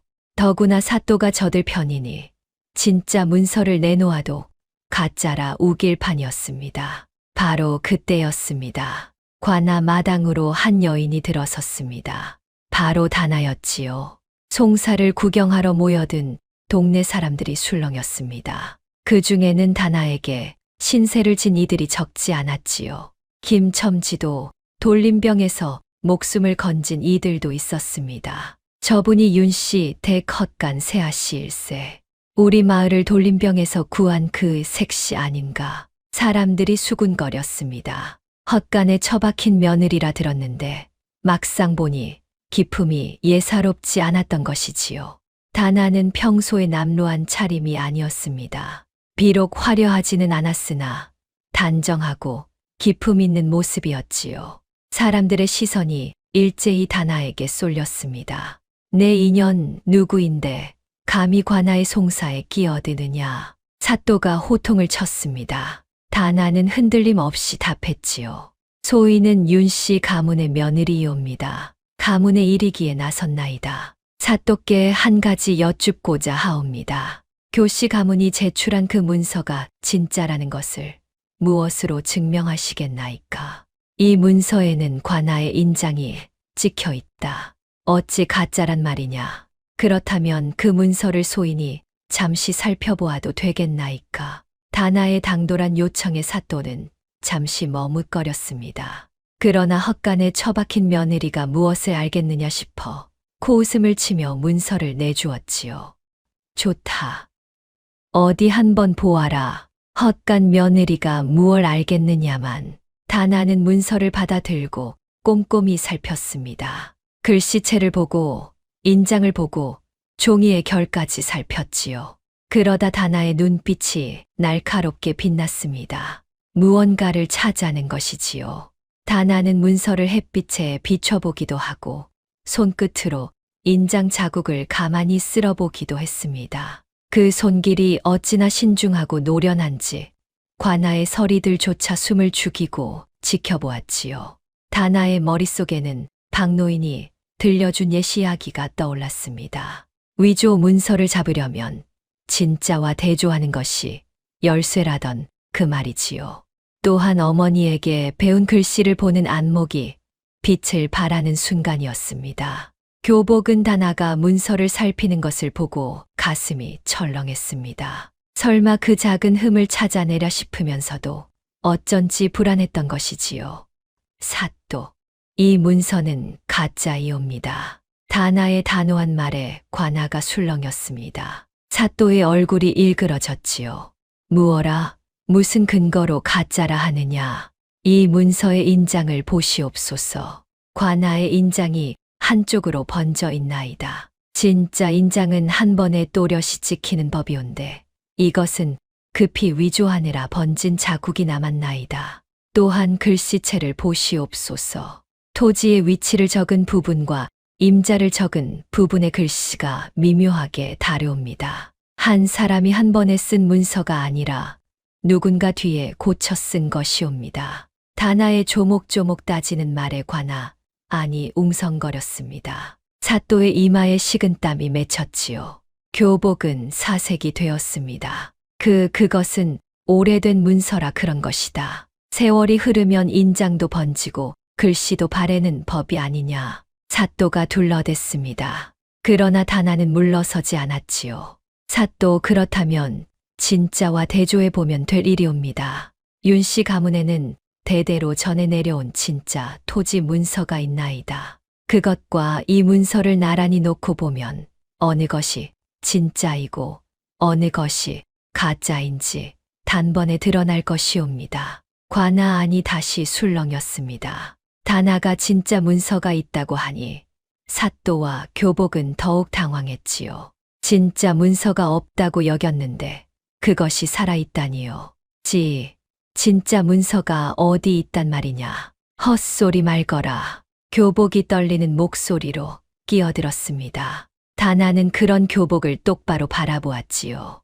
진짜 문서는 안전한 곳에 있사옵니다. 사또께서 공정하게 대조하실 의향이 있으시다면 소인이 내일 가져오겠나이다. 한데 다나는 잠시 말을 멈추었다가 의미심장하게 말을 이었습니다. 이 가짜 문서를 만든 자가 누구인지 소인은 짐작이 가옵니다. 관아에서 문서를 다루는 자가 아니고서야 어찌 이리 관아의 인장까지 흉내 낼 수 있겠나이까. 다나의 말은 화살처럼 교복을 향했습니다. 교복의 얼굴이 새파랗게 질렸지요. 관아 안의 사람들이 일제히 교복을 쳐다보았습니다. 사또는 사태가 심상치 않게 돌아가자 급히 송사를 중단했습니다. 오늘은 날이 저물었으니 이만 파하겠다. 진짜 문서가 있다 하니 사흘 뒤 다시 송사를 열어 대조하겠다. 모두 물러가라. 사또는 황급히 자리를 떴습니다. 교복도 식은땀을 흘리며 물러났지요. 다나는 그 뒷모습을 차분히 바라보았습니다. 첫 번째 싸움에서 한 발 앞선 것이지요. 그러나 다나는 방심하지 않았습니다. 궁지에 몰린 저들이 사흘 안에 무슨 짓을 벌일지 몰랐으니까요. 과연 그날 밤 교복과 사또는 머리를 맞대고 흉계를 꾸미기 시작했습니다. 사또, 큰일입니다. 그 계집이 진짜 문서를 가지고 있다 하니 사흘 뒤 대조하면 모든 게 들통납니다. 그러게 이를 어찌 이리 허술하게 했는가. 인장이 번지다니 지금 그게 문제가 아닙니다. 그 진짜 문서를 사흘 안에 없애야 합니다. 그리고 그 계집의 입도 막아야지요. 교복의 눈에 살기가 돌았습니다. 사또도 이미 깊이 발을 들인 터라 물러설 수 없는 처지였지요. 두 사람은 끔찍한 흉계를 꾸미기 시작했습니다. 방법은 두 가지입니다. 하나는 사람을 보내 그 진짜 문서를 빼앗는 것이요. 다른 하나는 그 계집을 아예 잡아 가두는 것입니다. 교복이 음흉하게 말했습니다. 사또가 미간을 찌푸렸지요. 잡아 가둘 죄목이 있어야 할 게 아닌가. 죄목이야 만들면 그만이지요.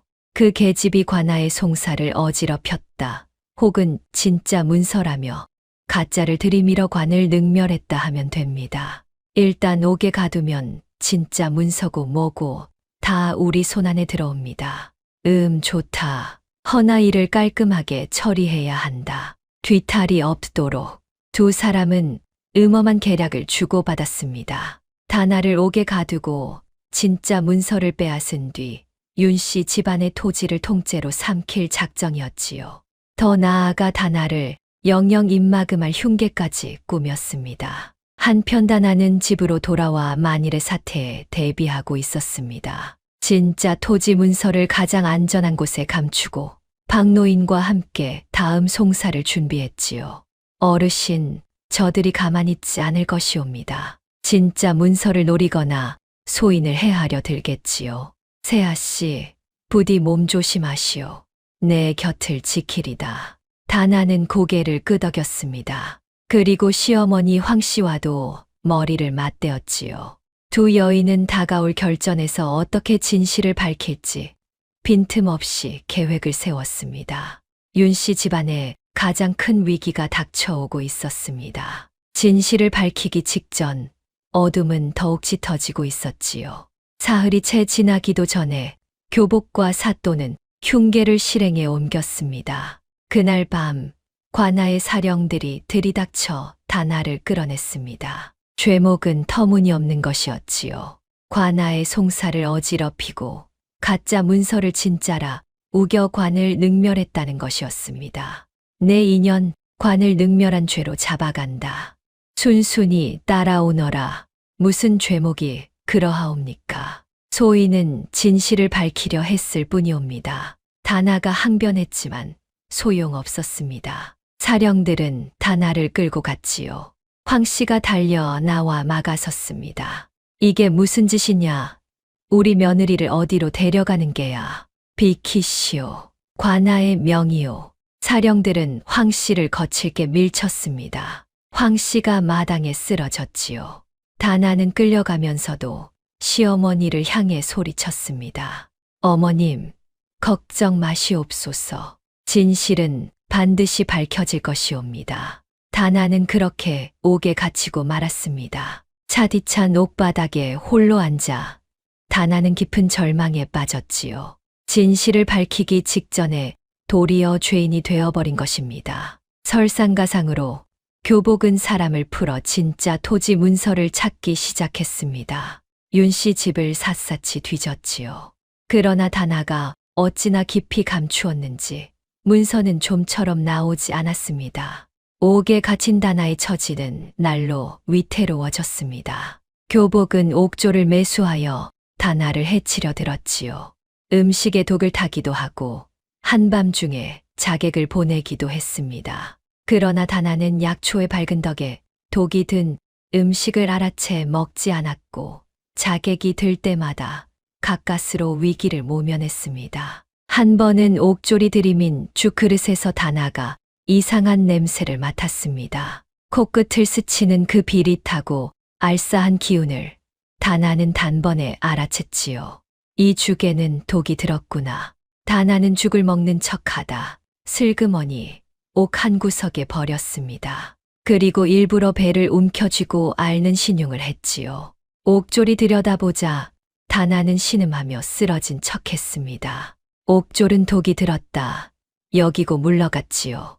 그렇게 다나는 또 한 번 위기를 넘겼습니다. 또 한밤중에는 검은 옷을 입은 자객이 옥 안으로 숨어들었습니다. 다나는 인기척에 잠을 깼지요. 자객이 칼을 빼들자 다나는 재빨리 품에서 약초 가루를 한 줌 뿌렸습니다. 매운 가루가 자객의 눈에 들어가자 자객은 눈을 부여잡고 비틀거렸지요. 그 틈에 다나가 소리쳤습니다. 자객이다. 옥에 자객이 들었다. 소란이 일자 자객은 황급히 달아났습니다. 다나는 가쁜 숨을 몰아쉬며 가슴을 쓸어내렸지요. 이렇게 다나는 옥 안에서도 어머니가 물려준 지식과 침착함으로 목숨을 지켜냈습니다. 그러나 이런 위기가 언제까지 이어질지 다나의 마음은 무거웠습니다. 그러던 어느 밤이었습니다. 다나는 옥에서 어머니를 떠올렸습니다. 품속에 간직한 어머니의 처방전과 시어머니가 준 은비녀를 꺼내보았지요. 차디찬 옥 안에서 그것들만이 유일한 위안이었습니다. 어머니, 소인이 이대로 무너져야 하옵니까? 눈물이 흘렀습니다. 그러나 다나는 곧 시어머니가 남긴 말을 떠올렸지요. 진흙에 묻어둔다고 옥이 돌이 되겠느냐? 이 헛간이 너를 지킬 것이다. 그래, 진흙에 묻혔다고 옥이 돌이 되는 것은 아니지. 옥은 어디에 있든 옥이다. 옥은 어둠 속에서도 빛을 잃지 않는 법. 다나는 다시 마음을 다잡았습니다. 절망 속에서도 희망의 끈을 놓지 않았지요.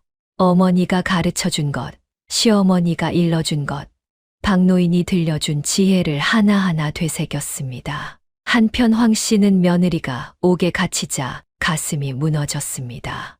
옛날 언니의 일이 또다시 되풀이되는 것만 같았지요. 황 씨는 사당으로 들어가 언니의 위패 앞에 엎드렸습니다. 언니, 내가 또 지키지 못하는 것이요. 그때처럼 또다시 황 씨의 두 눈에서 눈물이 비 오듯 쏟아졌습니다. 평생을 강하게만 살아온 호랑이 마님이 위패 앞에서 한없이 무너졌지요.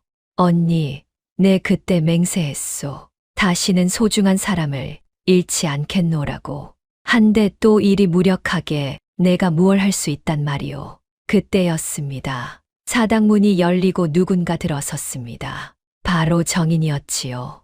그동안 교씨에게 홀려 정신을 못 차리던 정인이 어머니의 통곡을 듣고 찾아온 것입니다. 어머니, 어찌 그리 우십니까? 황 씨는 눈물을 닦고 아들을 바라보았습니다. 그리고 마침내 그동안 숨겨온 모든 진실을 아들에게 털어놓았지요. 교씨가 첩으로 들어온 진짜 속셈, 정인을 독살하려 한 일, 다나가 그 독을 풀어 정인을 살린 일, 그리고 옛날 언니의 비극까지 말입니다.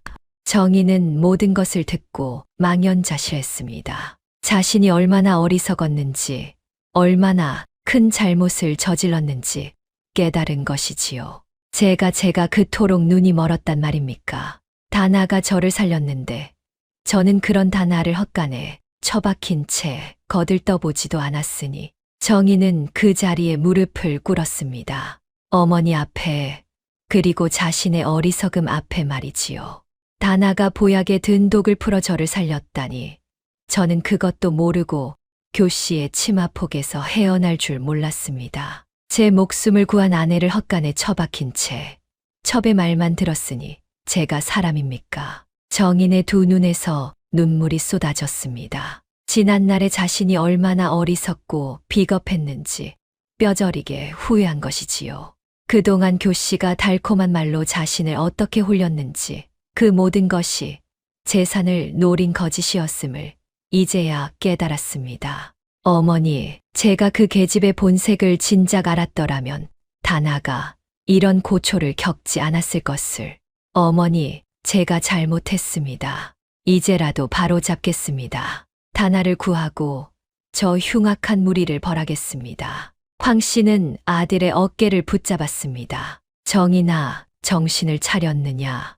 허나 저들은 관할을 끼고 있어 함부로 맞설 수 없다. 자칫하면 우리 모두 화를 입는다. 그렇다고 다나를 죽게 둘 수는 없지 않습니까?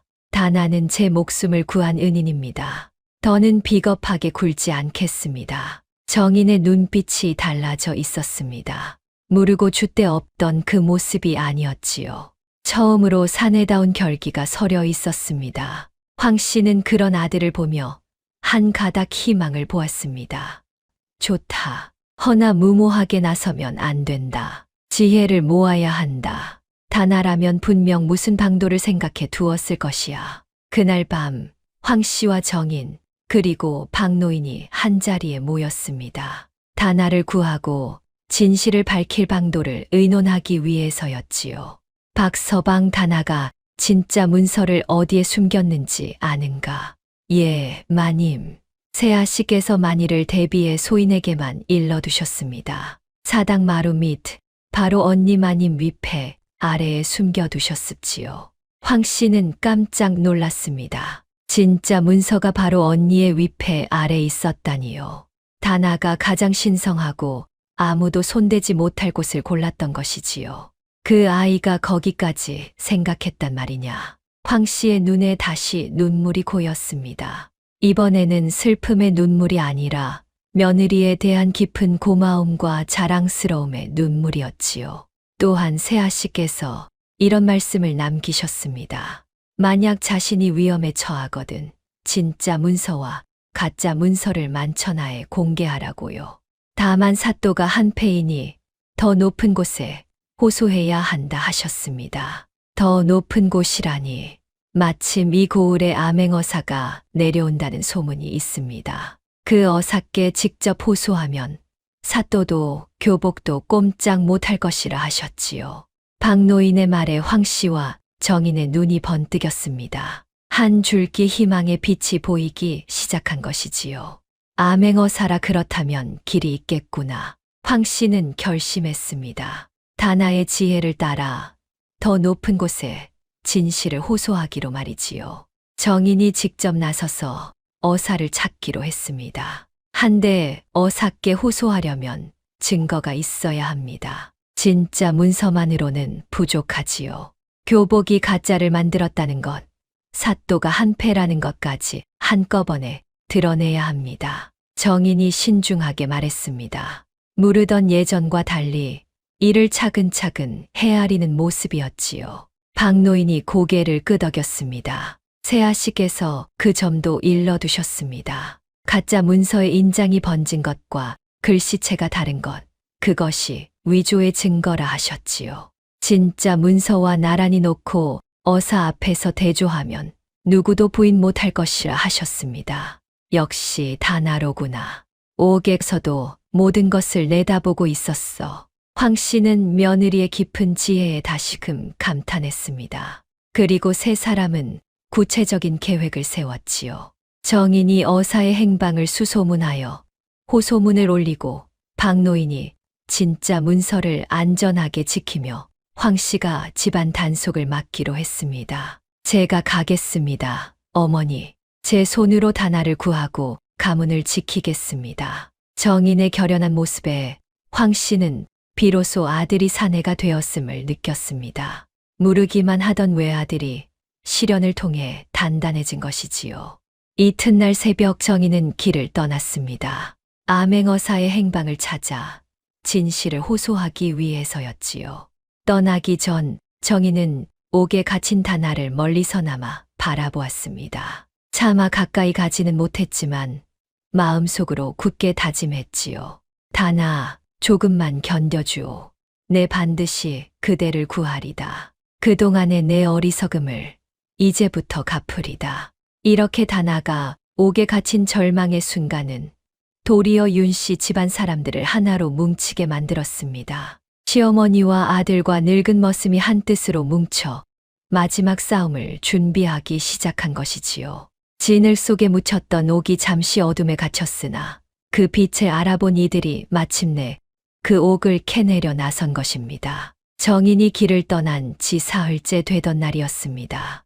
마침내 다시 송사가 열리는 날이 밝았지요. 관아 마당에는 구경꾼들이 구름처럼 몰려들었습니다. 헛간 며느리가 가짜 문서를 밝혀냈다는 소문이 온 고을에 퍼진 터라 송사의 결말을 보려는 사람들로 발 디딜 틈이 없었지요. 사또가 높은 자리에 앉고 그 옆에 교복이 섰습니다. 두 사람은 이미 다나를 옥에 가두고 진짜 문서를 손에 넣지 못한 터라 오늘 송사에서 강제로 결판을 낼 작정이었지요. 다나가 진짜 문서를 내놓지 못하면 가짜 문서를 진짜로 인정하고 토지를 빼앗을 셈이었습니다. 옥에 갇혀있던 다나가 사령들에게 끌려 나왔습니다. 며칠 옥살이의 얼굴은 헬쑥했으나 그 눈빛만은 형형했지요. 다나라 했느냐. 내가 진짜 문서가 있다 하였으나 사흘이 지나도록 내놓지 못하였다. 이는 거짓을 고하여 관을 능멸한 것이렸다. 마지막으로 묻는다. 진짜 문서를 내놓겠느냐 아니면 죄를 인정하겠느냐. 사또가 위험을 부리며 호통쳤습니다. 다나는 침착하게 답했지요. 진짜 문서는 안전한 곳에 있사옵니다. 허나 사또께 내놓을 수는 없나이다. 무어라? 어찌하여? 사또께서 공정하지 못하시기 때문이옵니다. 저 교복이라는 아전과 한패가 아니시옵니까? 다나의 당돌한 말에 관아가 발칵 뒤집혔습니다. 사또의 얼굴이 시뻘개졌지요.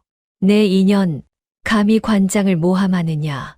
여봐라 전연에게 곤장을 쳐라. 사령들이 다나를 형틀에 묶으려 달려들었습니다. 구경하던 사람들이 안타까워 발을 동동 굴렀지요. 바로 그 순간이었습니다. 멈추어라. 우렁찬 호통이 관아 마당을 울렸습니다. 모두가 소리 나는 쪽을 돌아보았지요. 한 무리의 사람들이 관아로 들이닥치고 있었습니다. 그 선두에 선 이가 품에서 마패를 꺼내 높이 들어 올렸습니다. 암행어사 출두요.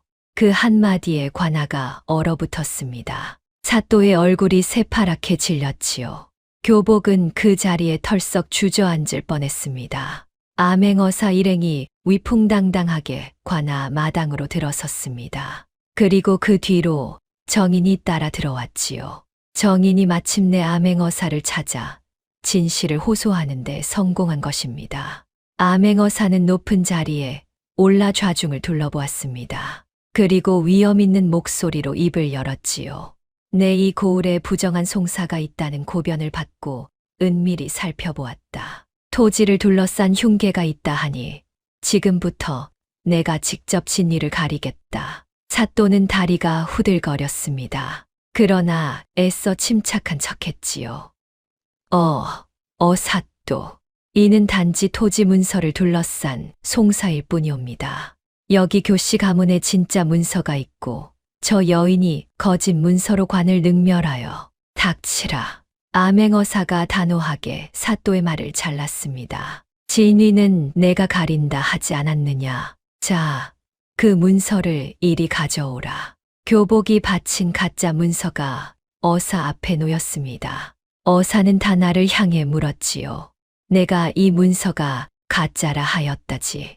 그 까닭을 소상히 아뢰어라.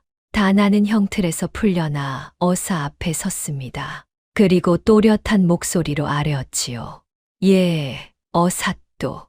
이 문서에는 3가지 위조의 증거가 있나이다. 첫째, 관아의 인장이 한쪽으로 번져 있사옵니다. 진짜 인장은 한 번에 또렷이 찍히는 법이온데 이는 급히 위조하느라 번진 것이옵니다. 둘째, 토지의 위치를 적은 글씨와 임자를 적은 글씨의 필체가 미묘하게 다르옵니다. 한 사람이 쓴 것이 아니라 뒤에 고쳐 쓴 흔적이 옵니다. 셋째, 이 문서의 종이는 새 것이온데 수십 년 전에 작성되었다 하기에는 너무도 깨끗하옵니다. 어사가 문서를 꼼꼼히 살폈습니다. 과연 다나의 말대로 인장이 번지고 글씨체가 다르며 종이가 새 것이었지요. 과연 그러하구나. 한데 이것만으로는 부족하다. 진짜 문서와 대조해야 확실하겠다. 진짜 문서가 있다 하였느냐? 예, 어사또. 박서방, 진짜 문서를 가져오시게. 다나가 부르자 박노인이 진짜 토지 문서를 받쳐 들고 나왔습니다. 사당 마루 및 황씨 언니의 위패 아래 감춰두었던 바로 그 문서였지요.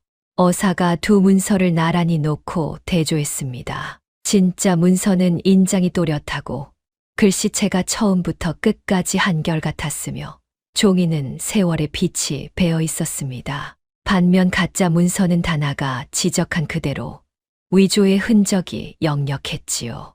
두 문서를 나란히 놓고 보니 어느 것이 진짜이고 어느 것이 가짜인지 삼척동자도 알만했습니다. 명백하구나. 이 문서는 가짜요.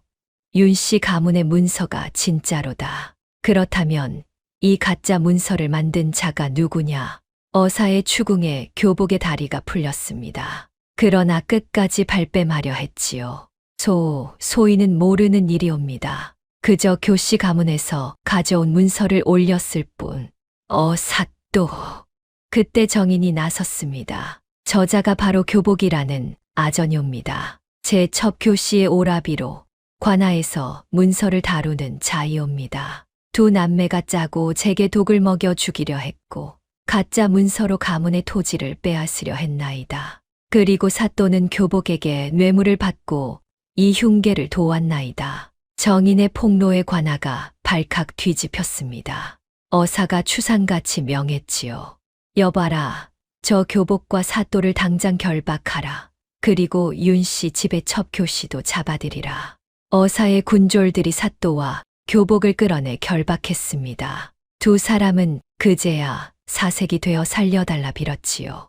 그러나 이미 늦었습니다. 고지여 교씨도 끌려와 무릎이 꿇렸습니다. 어사는 철저히 조사하여 모든 죄상을 낱낱이 밝혔습니다. 교복이 가짜 문서를 만든 일, 정인을 독살하려 한 일, 사또가 뇌물을 받고 부정한 송사를 벌인 일, 옥에 갇힌 다나를 해치려 자객을 보낸 일까지 모두 드러났지요. 교복은 문서를 위조하고 사람을 독살하려 한 죄, 사또는 뇌물을 받고 백성을 해친 죄, 교씨는 흉계에 가담하여 가문을 어지럽힌 죄로 엄히 다스리겠다. 모두 한양으로 압송하여 국법으로 처결할 것이다. 어사의 추상 같은 판결에 세 죄인은 오랏줄에 묶여 끌려갔습니다. 구경하던 백성들이 일제히 환호했지요.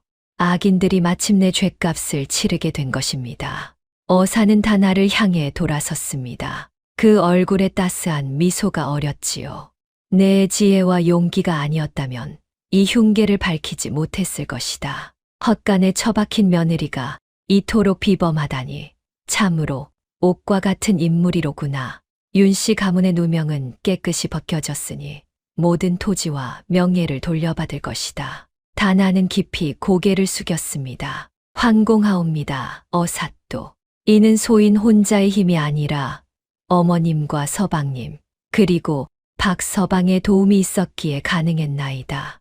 어사는 흡족하게 고개를 끄덕이고 떠났습니다. 길고 험했던 싸움이 마침내 끝난 것이지요. 집으로 돌아오는 길, 정인이 다나 앞에 무릎을 꿇었습니다. 다나, 미안하오. 그동안 내가 눈이 멀어 그대를 돌보지 못했소. 그대가 내 목숨을 구한 줄도 모르고 부디 이 어리석은 사내를 용서해 주오. 다나는 정인을 일으켜 세웠습니다. 서방님, 지난 일은 묻어두십시오. 이제라도 바른 길로 돌아오셨으니 그것으로 족하옵니다. 정인의 눈에 눈물이 맺혔습니다. 다나의 너그러움에 더욱 부끄러웠던 것이지요. 그날 이후 정인은 완전히 새 사람이 되었습니다. 줏대 없던 모습을 버리고 집안을 든든히 이끄는 가장이 되었지요.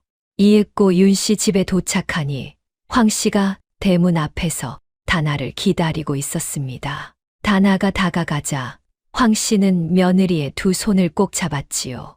그 매섭던 눈에 눈물이 그렁그렁했습니다. 다나야 고생 많았다. 이 어미가 너를 그리 모질게 대했건만. 다나는 고개를 저었습니다. 그리고 마침내 가슴 깊이 담아두었던 말을 꺼냈지요. 어머님, 그 모진 처사가 모두 소인을 지키기 위함이었음을 이제는 잘 알고 있나이다. 헛간이 소인을 지켜주었지요. 어머님께서 소인을 진흙 속에 숨겨주신 덕에 소인이 무사할 수 있었나이다. 황 씨의 눈에서 눈물이 흘러내렸습니다. 다나는 그런 시어머니를 가만히 바라보다 나직이 불렀습니다. 어머니, 황 씨가 흠칫 고개를 들었습니다. 그동안 다나가 늘 어머님이라 했지. 이토록 정답게 어머니라 부른 적은 없었지요. 그 한마디에 황 씨의 가슴이 무너져 내렸습니다. 어머니, 이제 다시는 누구도 잃지 않으실 것이옵니다. 소인이 어머니 곁을 지키겠나이다. 황 씨는 다나를 와락 끌어안았습니다. 평생 누구에게도 보이지 않던 눈물을 며느리의 어깨에 묻고 한껏 쏟아냈지요. 잃었던 언니 대신 하늘이 이 어진 며느리를 보내준 것만 같았습니다. 고맙다, 정말 고맙다, 내 딸아. 시어머니와 며느리는 그렇게 부둥켜 안고 한참을 울었습니다. 오랜 세월 황 씨의 가슴에 맺혔던 한이 비로소 풀리는 순간이었지요. 그 곁에서 정인과 박노인도 눈시울을 붉혔습니다. 그 후 윤 씨 집안은 빼앗길 뻔했던 토지와 명예를 모두 되찾았습니다. 다나는 헛간을 나와 안방의 주인이 되었지요. 그러나 다나는 예전과 다름없이 검소하고 어질게 살았습니다. 종들을 아끼고 어려운 이웃을 도왔으며 어머니의 의술로 많은 병자를 구했지요. 황 씨는 더 이상 호랑이 마님이 아니었습니다. 며느리와 함께 웃는 날이 많아졌지요. 평생 웃을 줄 모르던 그 얼굴에 비로소 따스한 미소가 피어났습니다. 박노인도 늙음하게 편안한 나날을 보냈습니다. 다나가 친부모처럼 극진히 모셨으니까요. 세월이 흘러 다나는 윤 씨 가문의 든든한 안주인으로 자리 잡았습니다. 사람들은 그네를 두고 이렇게 말하곤 했지요. 진흙 속에 묻혔어도 옥은 옥이더라. 헛간에 처박혔어도 어진 사람은 끝내 그 빛을 잃지 않더라. 진흙에 묻어둔다고 옥이 돌이 되겠습니까? 옥은 어디에 있든 옥이요. 어둠 속에서도 그 빛을 잃지 않는 법입니다. 모진 시련도 어진 사람의 본바탕을 바꾸지는 못하지요. 오히려 그 시련을 견뎌낸 끝에 옥은 더욱 영롱한 빛을 내는 법입니다. 착한 사람은 끝내 복을 받고 악한 자는 끝내 벌을 받는 것. 이것이 예부터 전해 내려오는 이치이지요. 헛간 며느리 다나의 이야기는 그렇게 오래도록 사람들의 입에 오르내리며 어진 마음의 값을 일깨워 주었습니다.